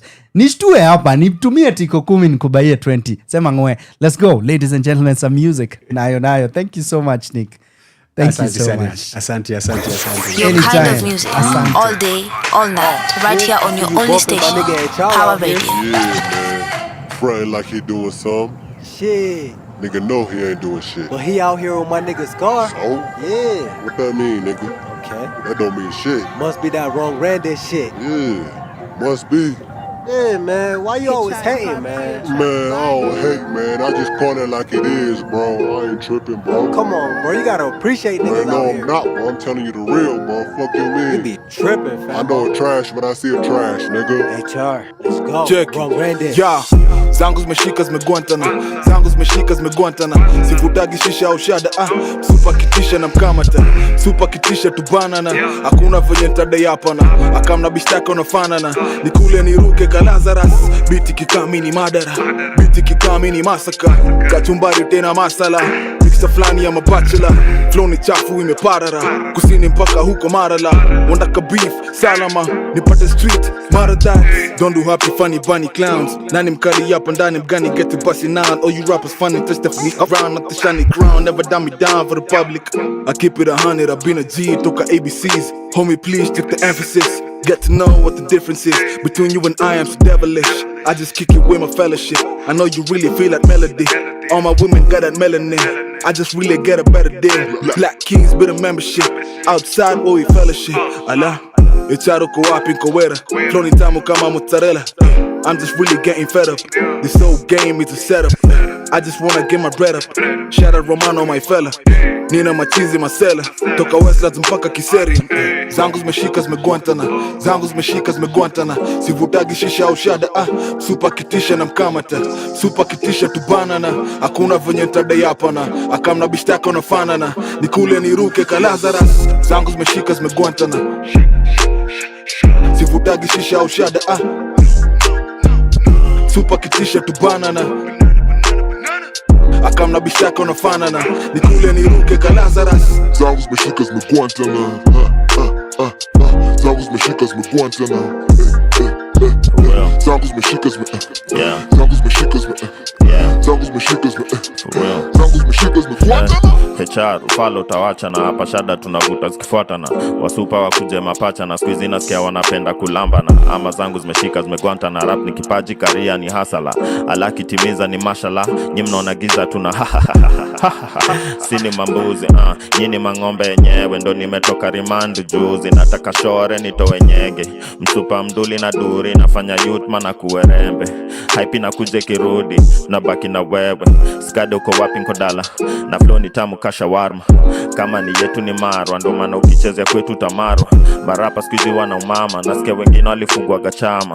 Si tukikuja tunaifanya na tutairekod kwa kamera. Snitch alichocha mob chief akadaini na siku mbili ya kwenda ocha jo. Alafu ngame na bonga ja catalog sezi gombana na mzaya amechoka tho. Jaduongi woyo iwacha ngon ni magoti na kumoka pake rob. Haitaki asira inataka roja ba itasundwa nikienda international. Zangu zimeshika zimegwantana, zangu zimeshika zimegwantana. Sivutagi shisha au shada Super kitisha na mkamata, super kitisha tubanana. Hakuna venye tada yapana, akamna bishaka unafanana. Nikule niruke ka Lazarus. Zangu zimeshika zimegwantana. Sivutagi shisha au shada Super kitisha tubanana. Akamna bishaka unafanana. Nikule niruke ka Lazarus. Oh my goodness, I'm trying to tell you, bro, this nigga fire. Come on, man, you gotta listen to Brody and that, man. Man, you right, man. This nigga fire. Run that shit back, man. Run that shit back. Your kind of music, all day, all night, right here on your only station, Power Radio. Tinde dongi ye ni mielo pogore.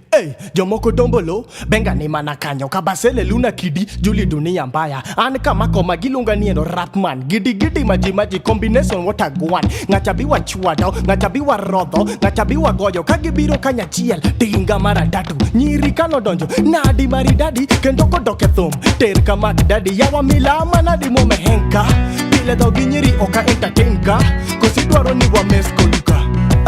This was a way, Rota Urbe Wawero, Toma Ebe Wangasa. Mago hits a deck just to keep you busy. Toma Kora Weroni. Kete manapi, doke manaka. Ting badi malo. Kete manapi, doke manaka. Ting badi malo. Kete manapi, doke manaka. Ting badi malo. Kete manapi, doke manaka. Ting badi malo. Giddy from Chimlo so kid. I have kiss on the walk of me looking at you. On the chicken man I eat it. When get on a chocata in the lapacho, yo, I chako pako mayo.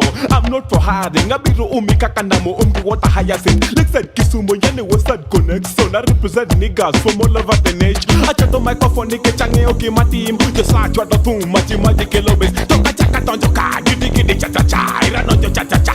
Giddy cha cha cha. Get the manapi, doke manaka. Ting badi malo. Kete manapin, doke manaka. Ting badi malo. Kete manapin, doke manaka. Ting badi malo. Kete manapin, doke manaka. Ting badi malo.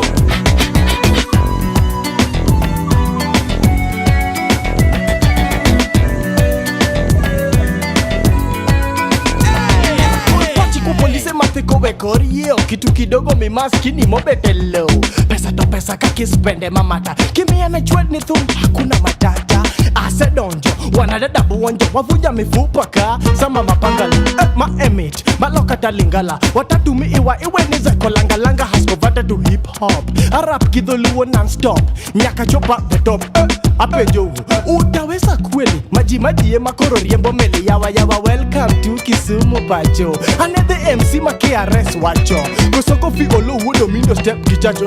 Aniso Nairobi wecho chacho. Kete manapin, doke manaka. Ting badi malo. Kete manapin, doke manaka. Ting badi malo.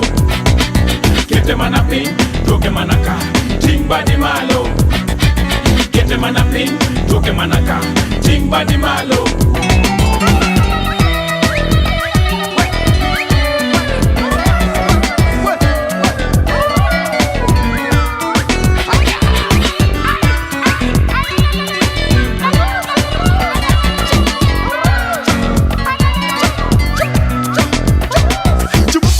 copy what you need one time. What you do microphone to give you up 2 times. Kata pe, kata te, kata chikore. Kata one, kata much, kata boombore. Milo tamaduni mar Kenyawa. Kata luo era rap, yogo mano emangeyo. Wari weke mochude shinda atapa lomega. Tabotamo kasukari ama supo ya omega. Tera ya kisumo kata yudo hard. Backward, forward, kata fukore. Mila rapto, minyalo konyo nduru. Katigoi, kata teroburu. Kete manapin, doke manaka. Timba di malo. Kete manapin, doke manaka. Timba di malo. Kete manapin, doke manaka. Timba di malo. Kete manapin, doke manaka. Timba di malo.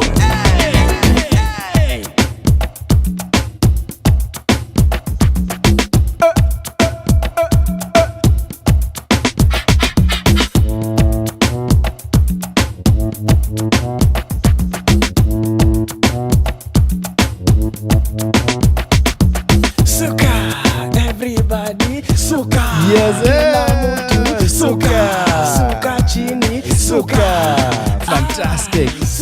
Ladies and gentlemen, check this out. Nakupatia form 6th of July. Go check out the Boombox Band.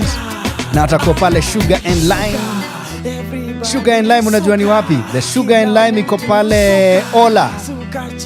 Ola Energy Petrol Station, Bellevue, Mombasa Road. That's what we're doing this weekend, 6th of July, from 1 p.m. to 5 p.m. Go check them out, the Boombox Band.